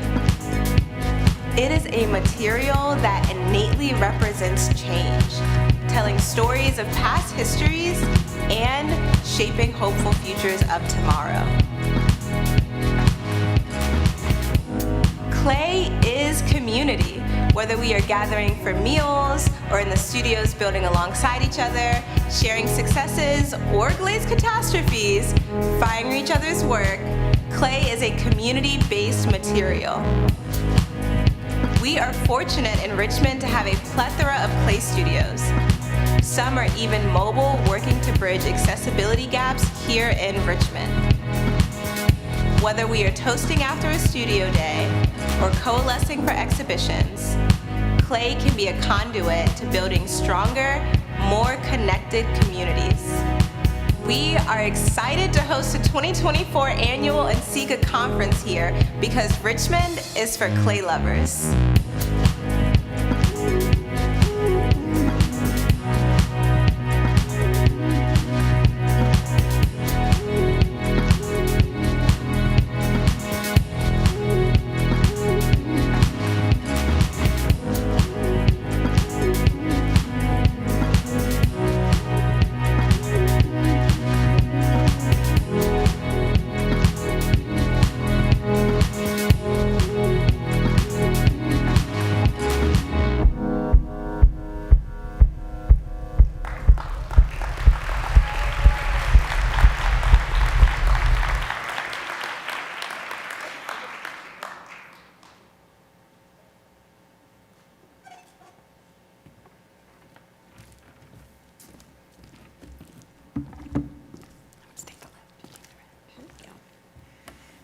Hello, NCECA.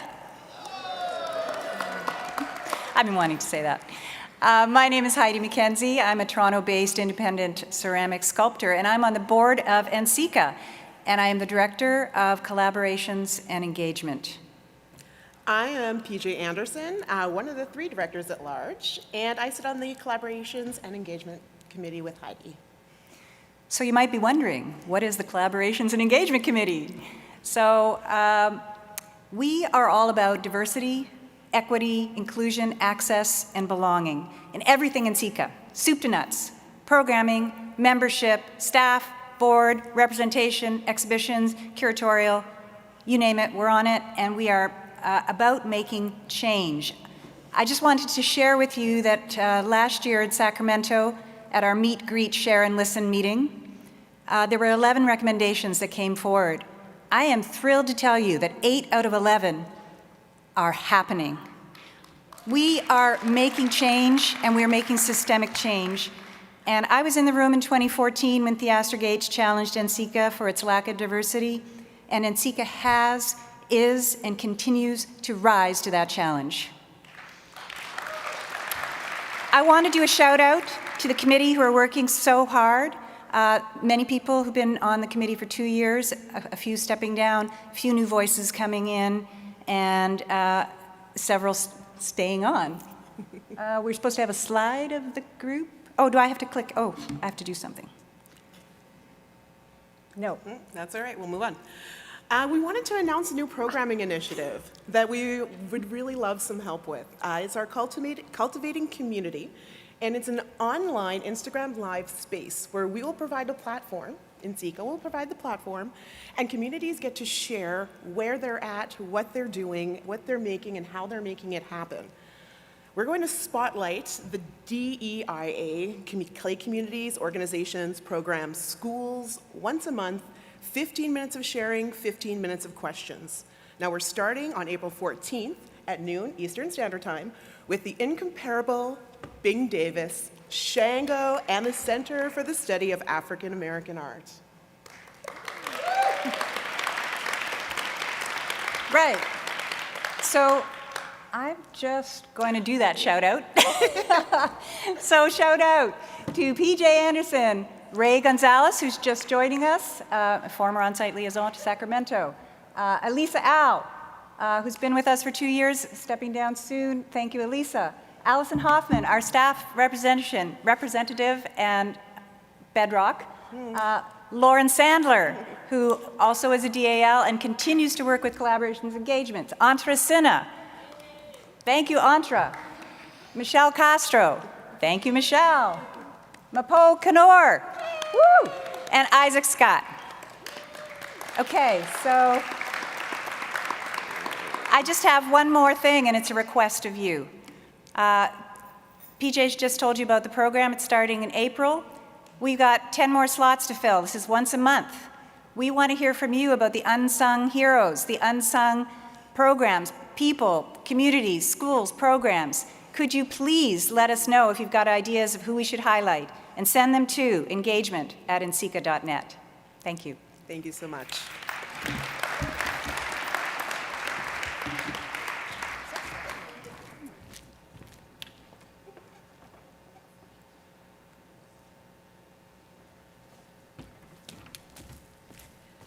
All right, hello again. I'm Rhonda Willers. I'm the current president of the board of directors.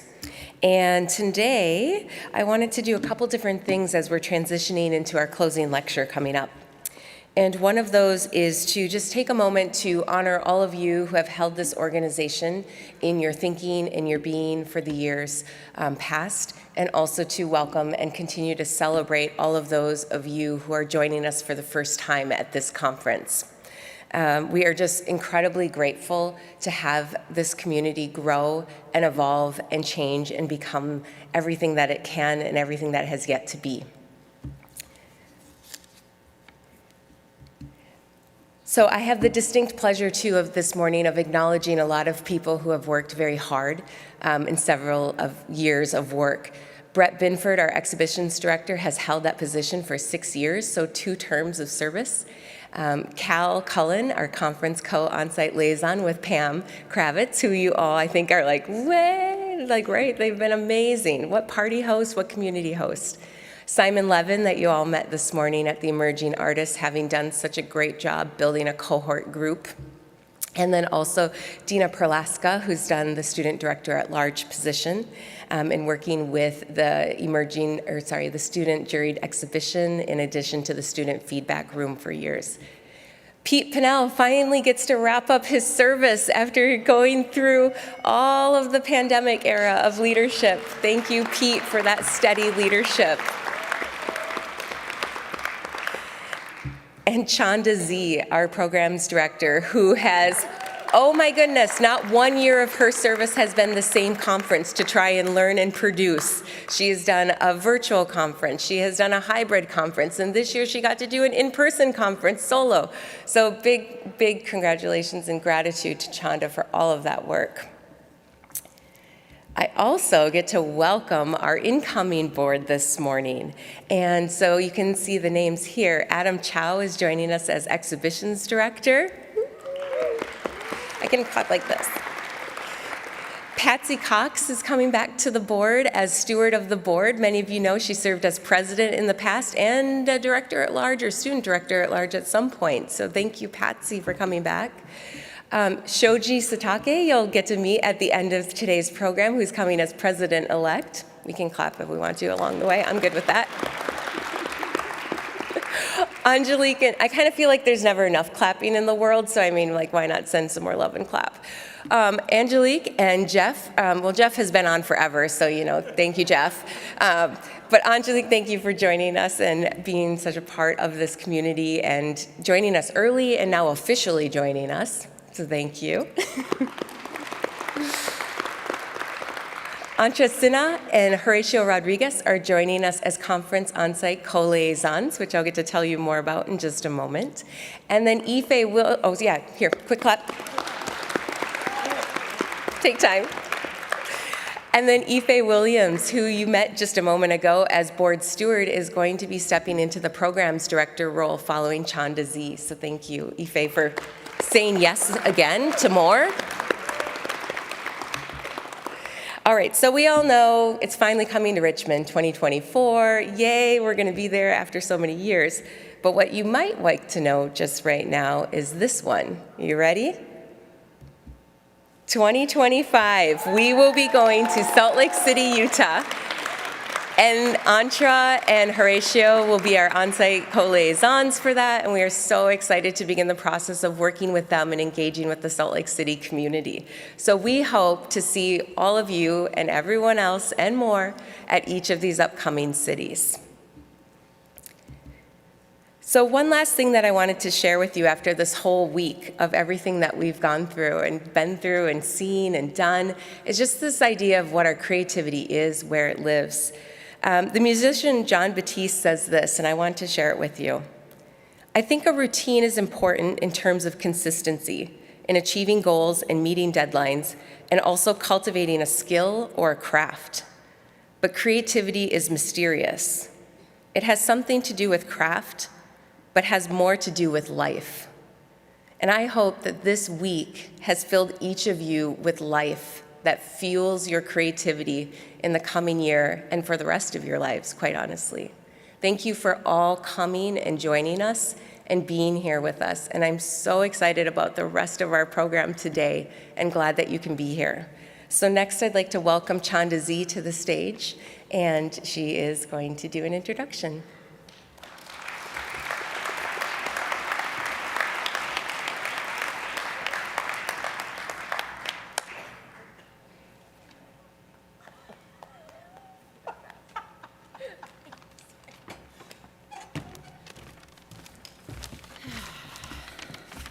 All right, good morning.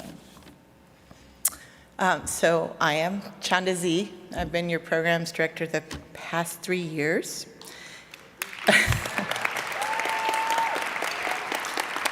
And it's been a journey. Honestly, it's really been a gift. And I am so honored to be speaking really briefly with you all today and really to be sharing this conference with all of you. You are NCECA. We are not a large organization. We are a staff of 8 and a board of 19. So this work is done largely for you and by you, because all of you volunteer and participate and come and you speak and you make work and you exhibit and you're here. And it's such a great gift to represent you in programming. Wow, that wasn't on my piece of paper anywhere. But I have to say that you are the reason that I am here on this stage, because the thing that led me to serving on your board of directors is all of you, our community. The hugs, the joy, the friendships, how we support when times are lean and lift each other up in moments of celebration. And I saw so much of that happen since 2019 when I got the call to step forward. Yeah. So I hope you all find those moments too, and I hope you remember that you are NCECA. And one of my proudest moments is to now share with you and to introduce you to Roxanne Swentzell. Roxanne is a prominent Santa Clara Pueblo clay and bronze sculptor and contemporary Pueblo artist whose award-winning works are featured in major public collections, including the Museum of Indian Arts and Culture in Santa Fe, the Smithsonian's National Museum of the American Indian, Cartier in Paris, and other world-class museums and venues. Roxanne was born into a family full of artists, including her uncle, well-known blind sculptor Michael Naranjo. Roxanne began working with clay at an early age. She grew up watching her mother harvest clay for pottery projects and began experimenting with clay as a small child, using her mother's leftover scraps of clay to create small figurines. This talent was recognized, and she attended the Institute for American Indian Arts for 2 years before graduating high school. Today, Roxanne's deeply emotive works and unique artistic style continue to be recognized and renowned worldwide. Using the ancient technique of layering coil upon coil, her large contemporary works reflect the range of the human experience, connecting with both native and non-native audiences. So those are the words I found about Roxanne online. I have to say that I was inspired because Roxanne's practice is holistic.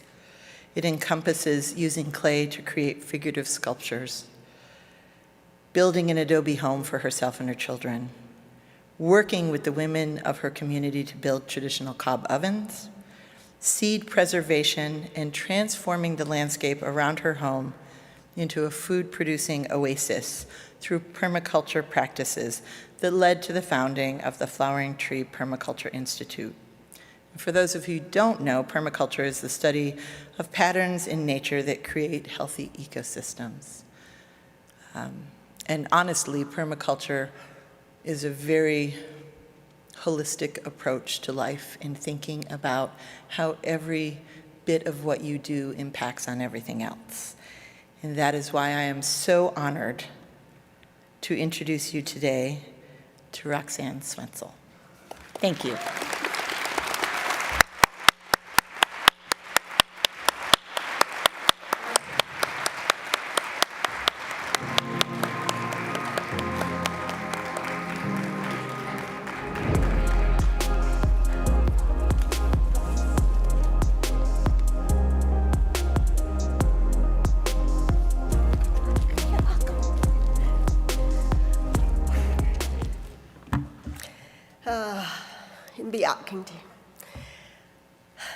First, I just want to take a moment and ask for respect from the original peoples of this area, the Algonquin tribes, including the Lenape, Osage, Shawnee, Miami. I come here with respect to your lands. So I just want to acknowledge the original people here. My name is Roxanne Swentzell. I am from the tribal village of Kap O'Owinge. It was later changed to Santa Clara Pueblo in northern New Mexico. I am Rose B. Simpson's mom.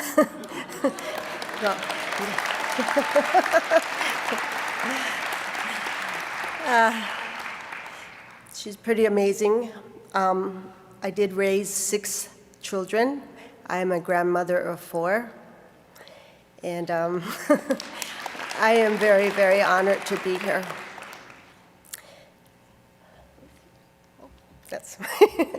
It is my first slide.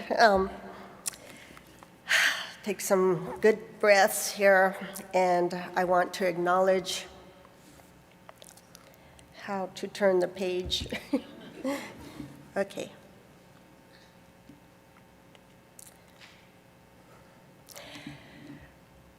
To the clay community here at NCECA 2023, we are a family, we are a community of clay people. I am so honored here to speak with you today. I've been wondering for months what I was going to talk about. After scanning all the topics I could think of, I became aware of my limits. In one way or another, feeling unworthy of speaking, I began to cry. In this picture is called Community, Family. I made it for the Civic Center of Santa Fe. It's a 21-foot long relief that is made to stay on a wall. You can see the size of it, me laying next to one of the pieces. It's about community. If you look in the center of it, there's a small child being held by parents, and then the grandparents around, great-grandparents, and then our ancestors. And as a flowering of human beings, we all are communities to either our genetic family or community of interest or within towns.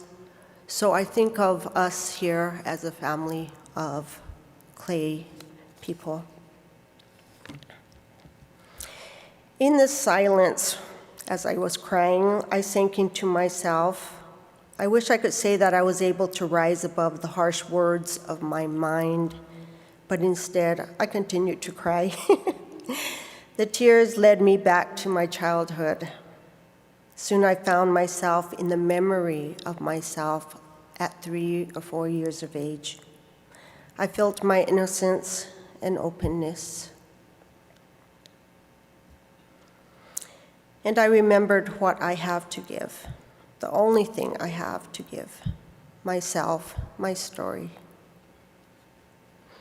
As a young child, I struggled with a speech impediment. Words were hard to form, and so communication was frustrating. I needed to tell my mother what was going on with me, and I couldn't use words. This piece is of one of our clans called Pueblo Kosharis.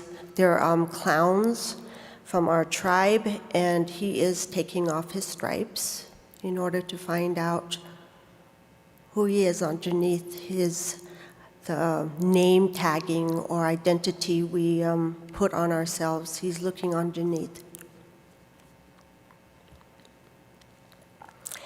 Meanwhile, my mother worked with clay. She began to throw pots on the wheel, even though she grew up with traditional knowledge of clay use. She put the two together. She actually dug her own clays that she threw on the wheel, using even high-fired clays and glazes she found in the landscape. As did her mother before her.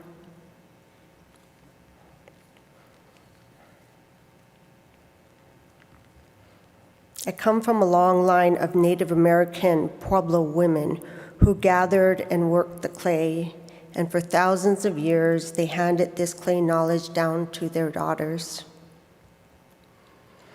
In this image is our village, the village I come from, Santa Clara Pueblo. You can see the women carrying water jars on their heads. That's how we used to go get water from the creek and carry it back to our village. And the pots on the top are actual pots from my ancestors that have been handed down to me. And the women on the right are of my great-great-grandmother and my grandmother.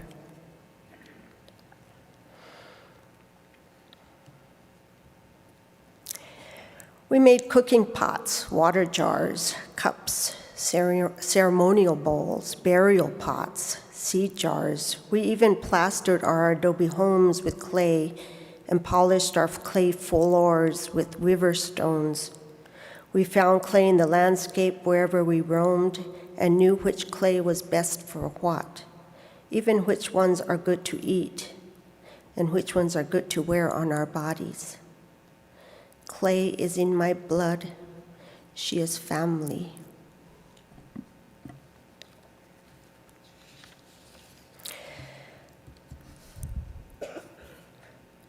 When my mother handed me some of her clay, I did what all 3-year-olds do. I tasted her, smeared her between my fingers, smelled her and moved her around on different surfaces.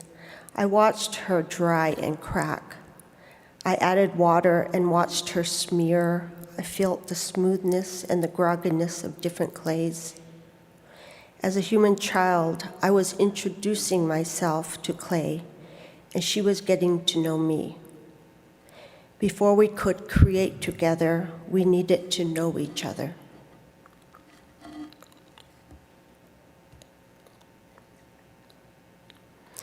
In our tribal language, Jirnang Kujo Ibiak Kindi, Mother Earth, I face you raw with myself.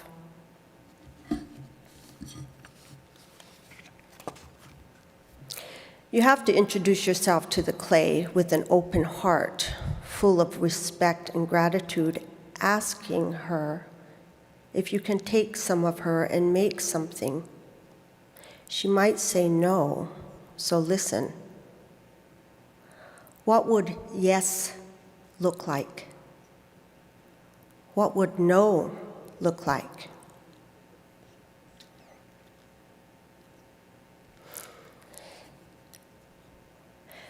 I'm, growing up in a tribal community where, everything is seen as alive and is to be respected and treated with respect. It's an interesting event to come to NCECA and to see so many people working with clay, but also having this feeling inside me of wanting to remind people that this clay is not a thing or an object to just use because it's there, but that the way we interact with her and the way we move with her matters.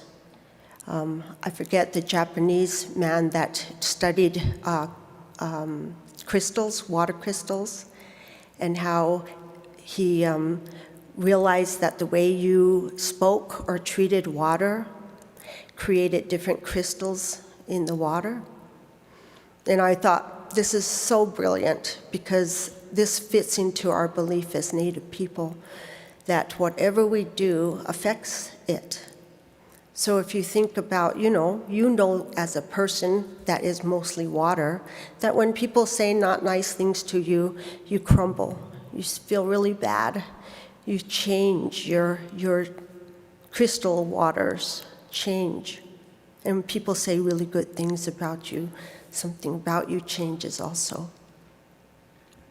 It's the same with clay. It's full of water. How we treat her affects her. So when we go and collect clay or move her around, remember that she also has these crystals that are changing because of our actions and reactions to her. If you take without permission, she will be angry, of course, as any other mother would. But like most mothers, she also is very generous and willing to give so much when treated well. This piece is called Sitting on Our Mother's Back, and she represents the earth, and the little figures on her back are obviously us. And how we sometimes, this piece I made as a reminder that, we use our mother constantly, but we don't necessarily acknowledge it. We eat from her, we sit on her, we mine her, we do whatever we do, but we don't necessarily stop and say, thank you, thank you. Clay can mirror whatever energy we put into her. She is the ultimate reflector, the great mirror. She imprints our moods, our frustrations, our joys. She can hold all of it.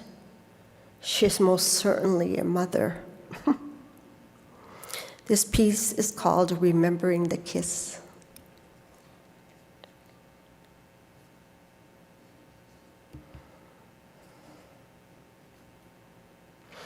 I laugh at the time I tried to fool the clay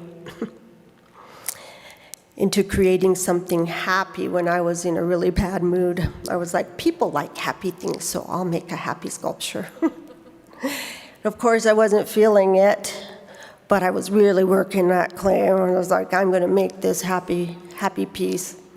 And finally, I stepped back to see progress, and I had to laugh at myself because that sculpture was really looking frustrated, smiling. It was like,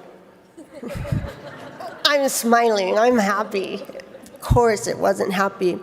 And I laughed at myself because I know better than this. I know that clay wouldn't lie back to me. It was showing exactly how I was feeling, not what I wanted it to do.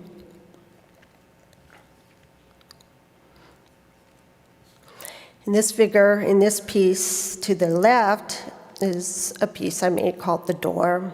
Again, it's kind of like that clown piece, kind of, looking inside ourselves to find out what really is in there. We present a lot of things. We get brought up to be certain ways because of our society thinking, but who are we really in the inside?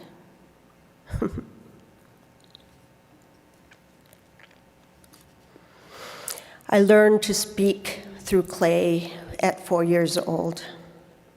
She gave me my first understandable language.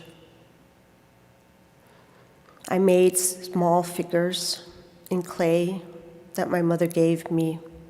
I had a hard time in school because of not being able to speak, and I remember making a small girl crying at her school desk and gave it to my mother. She could then understand what I wanted to tell her. I spoke volumes through clay. Even after I gradually learned to speak in words, I still find that the language of clay has a depth that words cannot hold. I think it's because it's not just me talking, it's the clay talking with me. I'm not alone. She's helping me find a way to express. Kunta Nambijira Nangkwijo, thank you, my Earth Mother, for your help. This piece is called Strong Heart. You hear, or I've heard people say, oh, they have a heart of gold, and gold being like the place, the achievement that you aim for. And it's interesting that in my culture, to have the best heart that you could have is to have a heart of earth. So when they say, you be strong like the earth in your heart. I love that. So this piece is called Strong Heart because she is connecting. She's reminding us to stay close to the ground, stay close to our mother. She will help us be strong if we stay by her. So we all grow up and lose so much of our childhood wonder and sense of awe in order to go work and make money. Here's me off to go make money. And of course, I have a gallery now that I put all my pieces in. It's my big sculpture warehouse storage. And I love making billboards to put on it to catch people's attention on the highway. But I also have to keep remembering, this is bigger than our little ideals of wealth and society.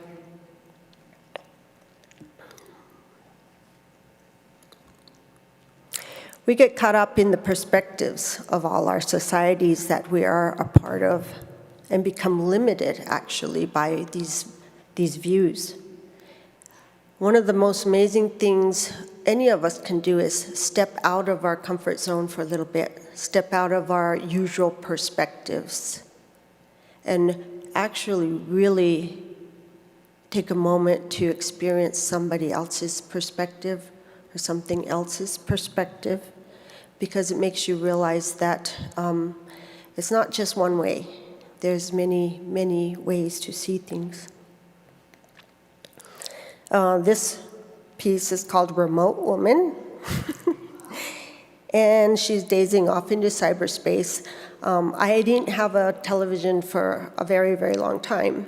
And then I met somebody who had to watch football. So we got a TV, and all of a sudden everyone was like watching this box. And I was so caught by how, for so many years not looking at a screen, you just, you're more aware of your environment, and then all of a sudden this screen comes on and everyone has this daze. And you click. Oh my gosh, I broke so many sculptures because I was like trying to watch the show while I was and then I'd be like, oh, I forgot what I was doing. So of course I had to make a piece of what I was going through and called it The Remote Woman. With that daze, we all know.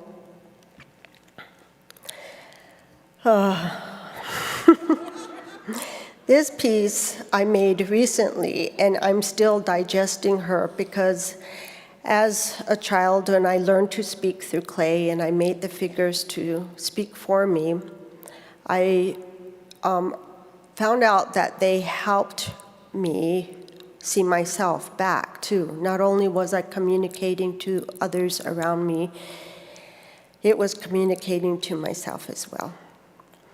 And this piece I made for the Studio Potter in Philadelphia show, and it's called Put Down the Man Baby. And it's really about, even though he's making a loud noise, it's really about her. It's really about me. It's really about all of us who need to look at ourselves and decide, how are we enabling some things to be happening around us that we shouldn't be allowing anymore? And I call it the man baby, but it could be, a woman baby. It could be your mom baby. It could be dad baby. It could be your kid's baby. The only baby that should be in that hand is a baby. So it's, a message from myself to go, come on, can you put down your man babies and let them grow up, because the relationship is not well. When I was making it, I had just finished the baby, man baby, and my granddaughter, Cedar, who's here, came over and she was excited. Oh, Grandma, you made the baby. And she comes over and she looked at me and she says, Grandma, something's terribly wrong. And I said, yes, something is terribly wrong.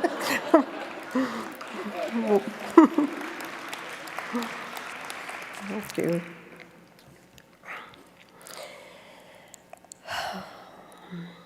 We grow up and we try to be what society tells us to be. And a lot of the world teaches us to be separate from each other, separate from the natural world around us, separate from those other people, separate from, gender separates, all the separates we make. So I had to make some figures that played off of that. And these Pueblo clowns are talking about our separateness and helping us to remember how we aren't that separate. The one on the left is called the therapist. And he and she are in therapy. But they're polarized in their points of view so much that there's this huge gap between them.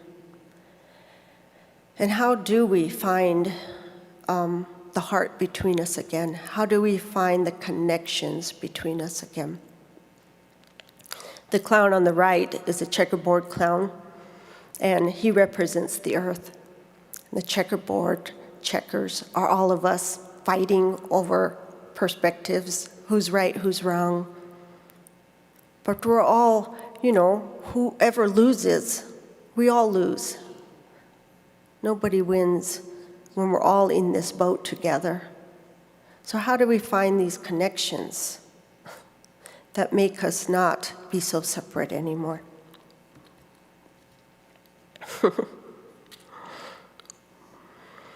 So I put this out there that the thing that I learned through clay, through our Mother Earth here, is the practice of connection, the practice of remembering that how you affect each other, how you treat each other really does affect each other. What we do to each other is changing the crystals, definitely. In this couple pieces, and the figures to the left is called trust. I have to laugh because there's not an ounce of trust in them, but we try so hard to come together, but we also are very aware of the gaps that we have. And I believe that when we really look at those, when we stop and not jump over them, when we really sit with those things, then we start to connect. When we start to realize, I don't trust you, then those start to open up and you go, why? And the other person may touch back and say, I'm scared too. And the connections start to be made again. The piece on the right is actually a combined work of me and Rose's. We decided that we had a common language, a language of clay. And when we start arguing or butting heads like mothers and daughters can do, we decided, hey, let's work it out through clay language. So here's one of the pieces we did. She's yelling at me, actually, in this one. She's on the left, I'm on the right, cowarding at her. She's a good argumenter. She always wins. But the first piece we decided to do, actually, was about our birth story, her birth story. And given that I was there, being her mother, we decided, let's redo it. And she had trouble going, well, you didn't, my birth wasn't good. That's why I have all these issues. So I said, well, let's redo it. So I'll make me the big mom, and you make you the baby, and you put the baby inside the mama sculpture, and we will feel it and heal whatever happened in the birth story that happened. So it's like, good idea. So she was making her baby self, perfect, of course. I was making my mama self, trying to make her loving and nurturing, and I'm going to show her how much I love her as a mama. Well, my piece was having some trouble. First, the head fell off. But I thought, that's okay, it's okay, I can glue it on later. But then, it's a large piece. It was, so big, and I decided, well, I'm going to take this piece to the bathtub kiln to fire it. Carefully put it in the back of the truck, because I couldn't fit it anywhere but the back of a truck. Put it there, and was driving out. I had to drive about, 10 minutes down the road, driving really carefully. And this truck pulls in right in front of me. I had to do a quick brake. That sculpture went boom into the back of the truck bed. And of course, the legs fell off. So there was the head and the legs fell off, and I, don't tell Rose. I can glue it later. So I put the legs in the kiln, the head and the body, fired it. You have those little cone setters that you can put in, and then they go off, click off, and so I set it all ready. It's all good, I can glue it tomorrow. Went to bed. Next morning I get up, go check the kiln to see how well it fired. It's still on. You know, one of those moments where nightmares that all potters have, the kiln overfired. Well, amazingly, what happened was the dog ran by, knocked a chair over, the chair hit right exactly where the turn-off thing goes and stopped it from turning itself off. So pulled the chair out, click! At least I didn't burn the place down. And so I was just devastated, and I was still too scared to tell Rose. So I just waited till it cooled off enough to peek inside. Slowly peeked inside to see my ruined kiln, and lo and behold, it looked like a giant chocolate mom melted in the bottom.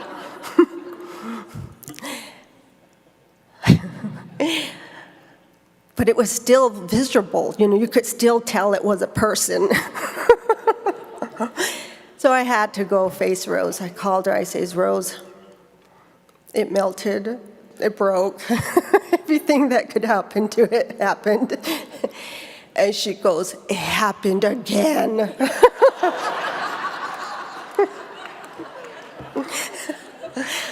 Oh.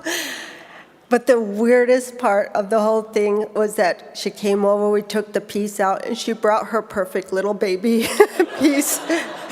I took my melted, broken pieces and put them down on the ground, and she brought her babies out, put them in the ruins of me.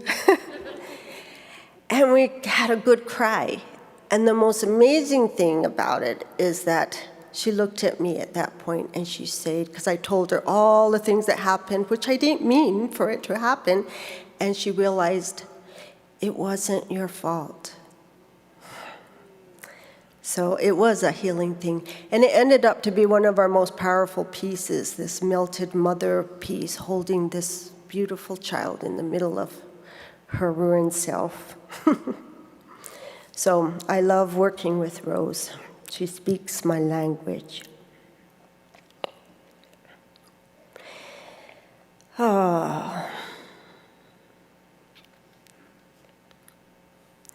So when we get too far away from connection and get too busy being something we're not, I think our imagination gets limited for fear of being, different. When we're trying to fit in, we try to, stay on that line.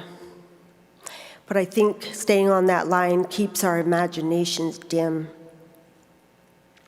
We grab hold of sides, we grab hold of causes to fit in and feel right. We fight each other no matter what, until, we made a mess of our world. But beyond the extreme polarities, wars, human-made environmental catastrophes, I believe the root of most of these situations have to do with the lack of self-love and self-expression we feel, or rather, avoid feeling. I wonder what would happen if we just stopped and let ourselves cry, and really cry. It might help us find our childhood self again. It might help us find who we are and what we have really to give. We need new ideals of how to live better on this planet. So how are we going to find these new ways if we're stuck in the old thinking of this sinking ship? Before you knew of money and the American dream, can you remember that child who wandered outside and was completely in awe of the world that you were in?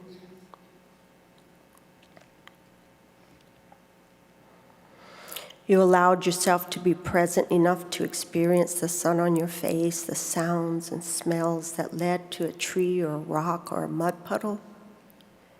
You had no meeting to rush off to. Time and schedules don't matter. You just have to exist. You are enough. The world is enough. Do you remember?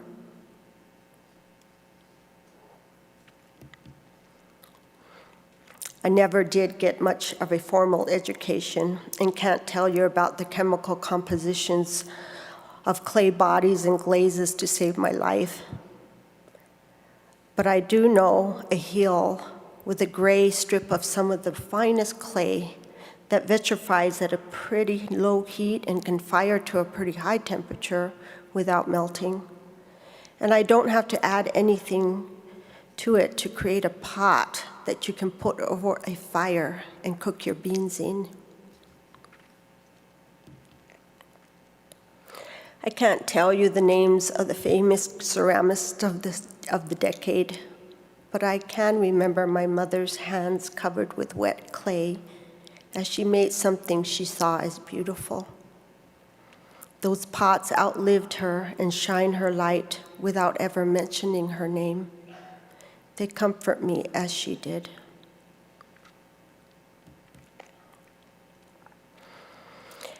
I'm very proud of my honorary doctorate, but it doesn't change who I am. My children went off to colleges, and I reluctantly went to yet another one of their graduations. But what I remember the most fondly is building an adobe wall together to make us a home, mixing clay and sand together just right so that when it dried, it was hard as stone, and when the rains came, it smelled of heaven. I remember my babies mixing this mortar to lay adobe bricks by playing in the mud. All I had to do was add water to the dry pile. They did the rest.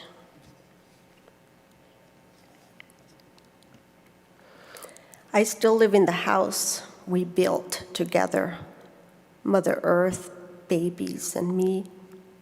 How sweet it is to be earth mixed with water by little hands and feet, rather than by cold machines or men in hard hats. Nambi Jianong Kwijo Kuta Disigiang. Thank you, Mother Earth, for loving me.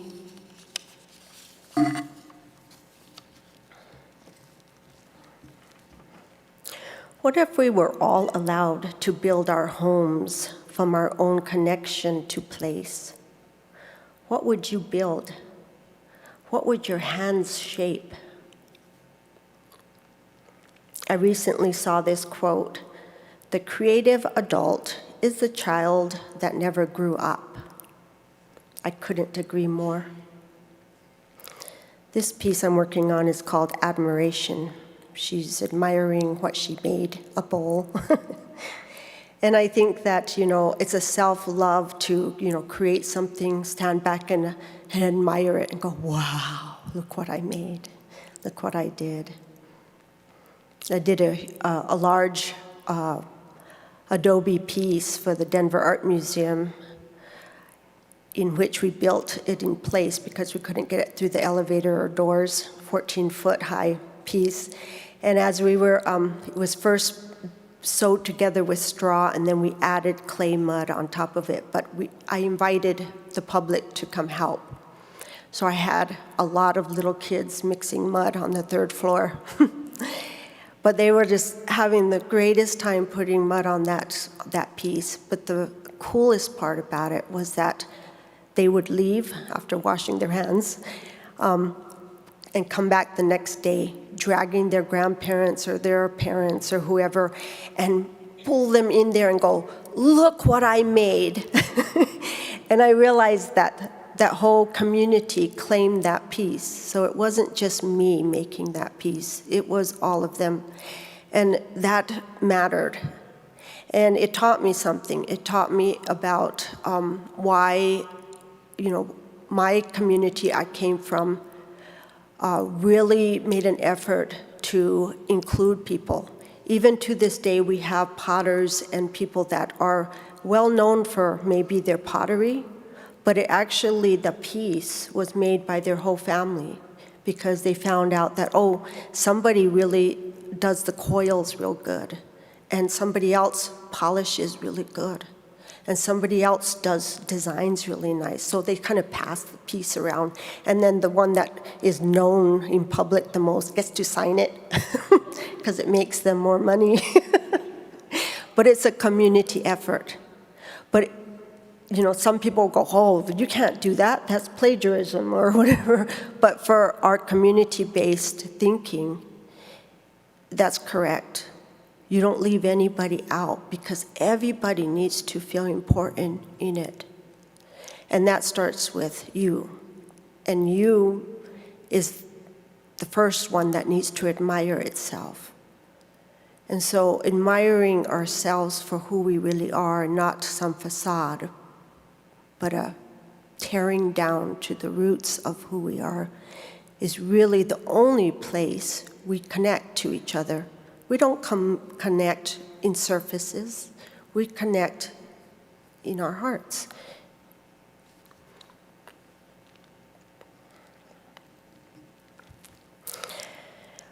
I teach some sculpting classes. Every once in a great while, I gather some people together and we have fun with clay.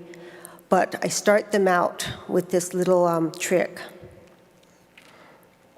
I sit them all in a circle. And everyone is given a small piece of clay, just a little tiny piece to hold in their hands. But they have to hold it in their hands and keep their eyes closed. They cannot open their eyes. They are to introduce themselves to the clay without looking. This helps them to feel instead of think.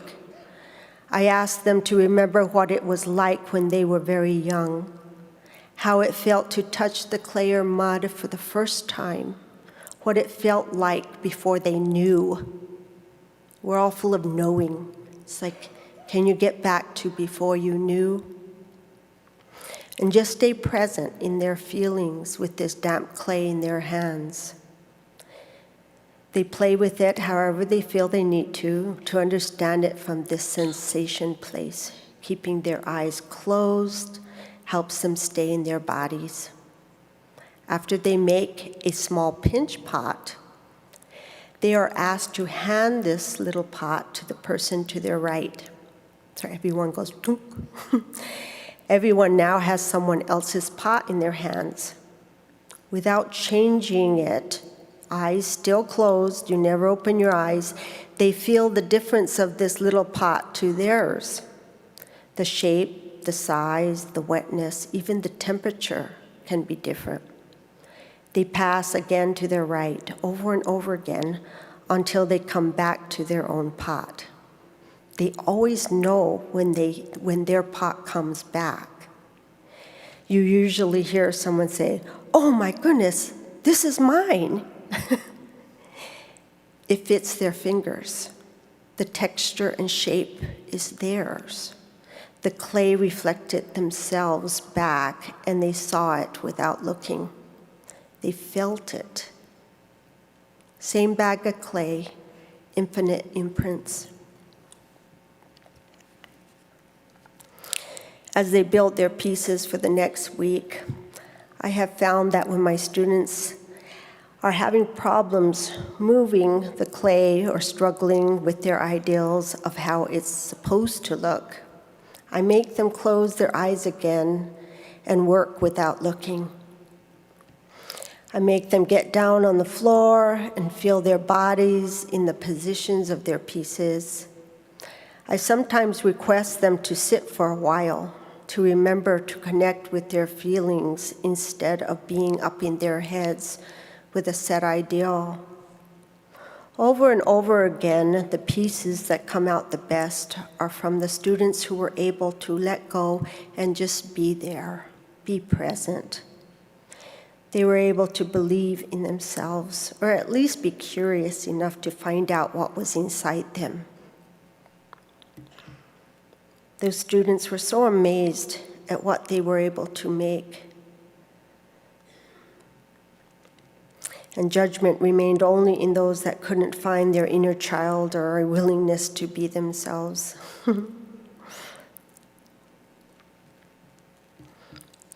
I did an experiment with one class after they finished their pieces.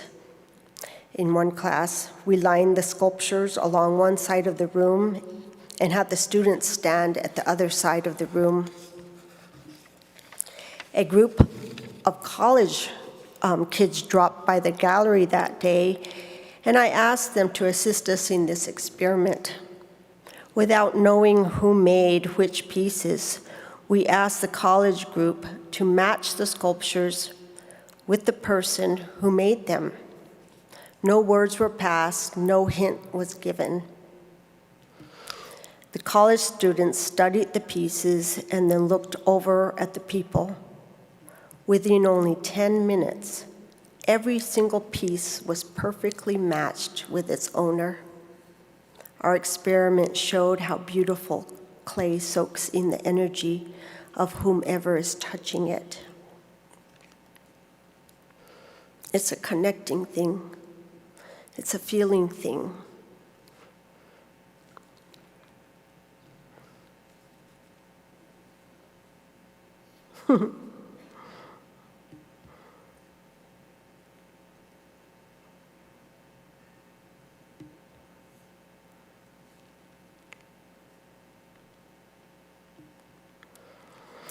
So as we move forward into tomorrow, I would like to invite us to be ourselves, truly ourselves, in all the ways we were first born to be.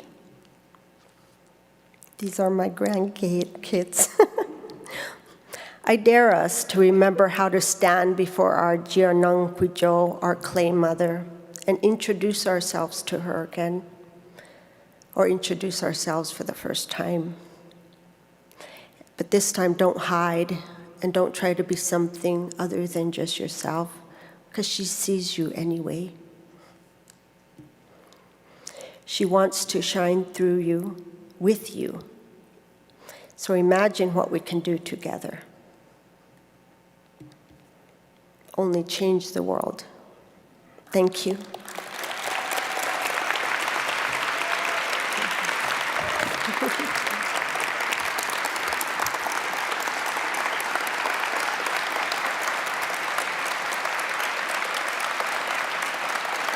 Thank you, thank you.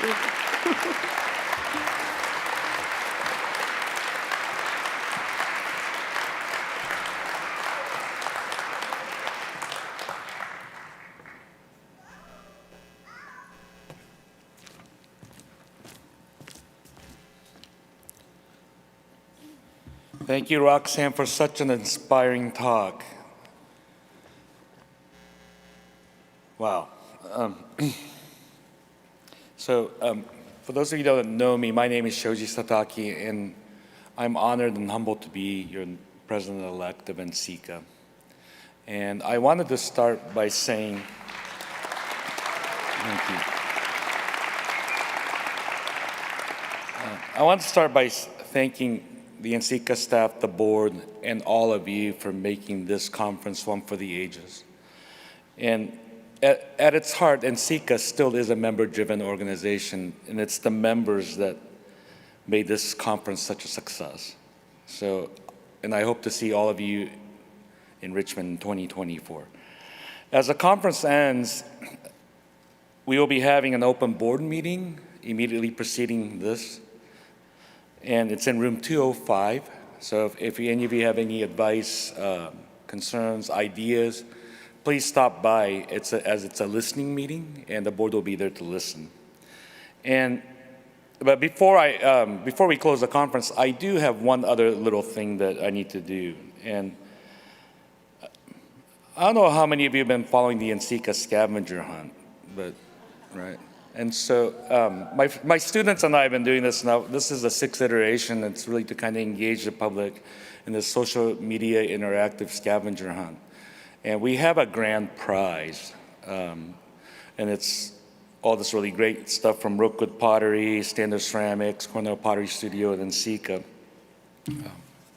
I guess. No?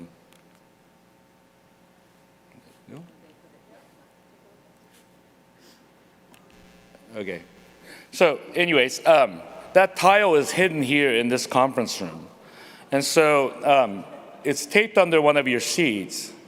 And so if you find it at the end, please come up to redeem it for a prize.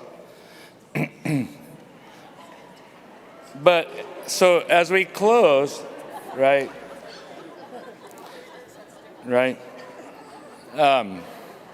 So And if you did find stuff, congratulations, and thanks to all the artists who've donated work and all the different companies. And it's been really, truly a fun project, and we'll continue it in Richmond. But now I have the sad duty of having to adjourn this meeting. So, it's been a really, really great conference. So can I entertain a motion from the floor to adjourn? All right, great. Can I get a second? All right. All right, well, I don't want to do this, but so I declare the 57th NCECA conference adjourned. Thank you for coming, and we'll see you in Richmond next year.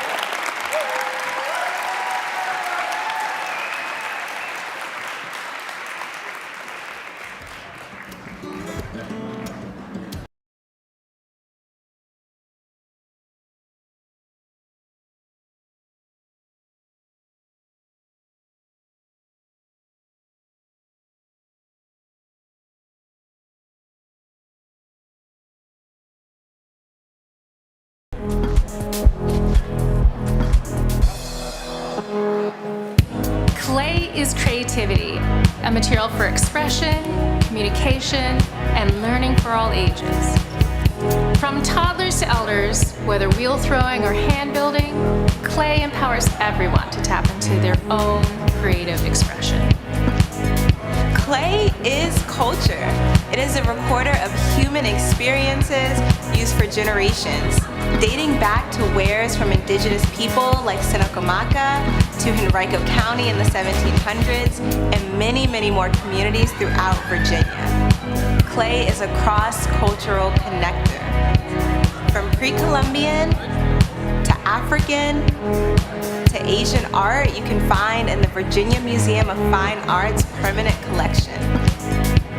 It is a material that innately represents change, telling stories of past histories and shaping hopeful futures of tomorrow. Clay is community, whether we are gathering for meals or in the studios building alongside each other, sharing successes or glazed catastrophes, firing each other's work. Clay is a community-based material. We are fortunate in Richmond to have a plethora of clay studios. Some are even mobile, working to bridge accessibility gaps here in Richmond.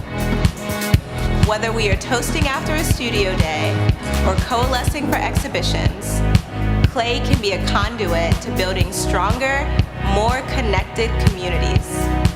We are excited to host the 2024 annual NCECA conference here because Richmond is for clay lovers.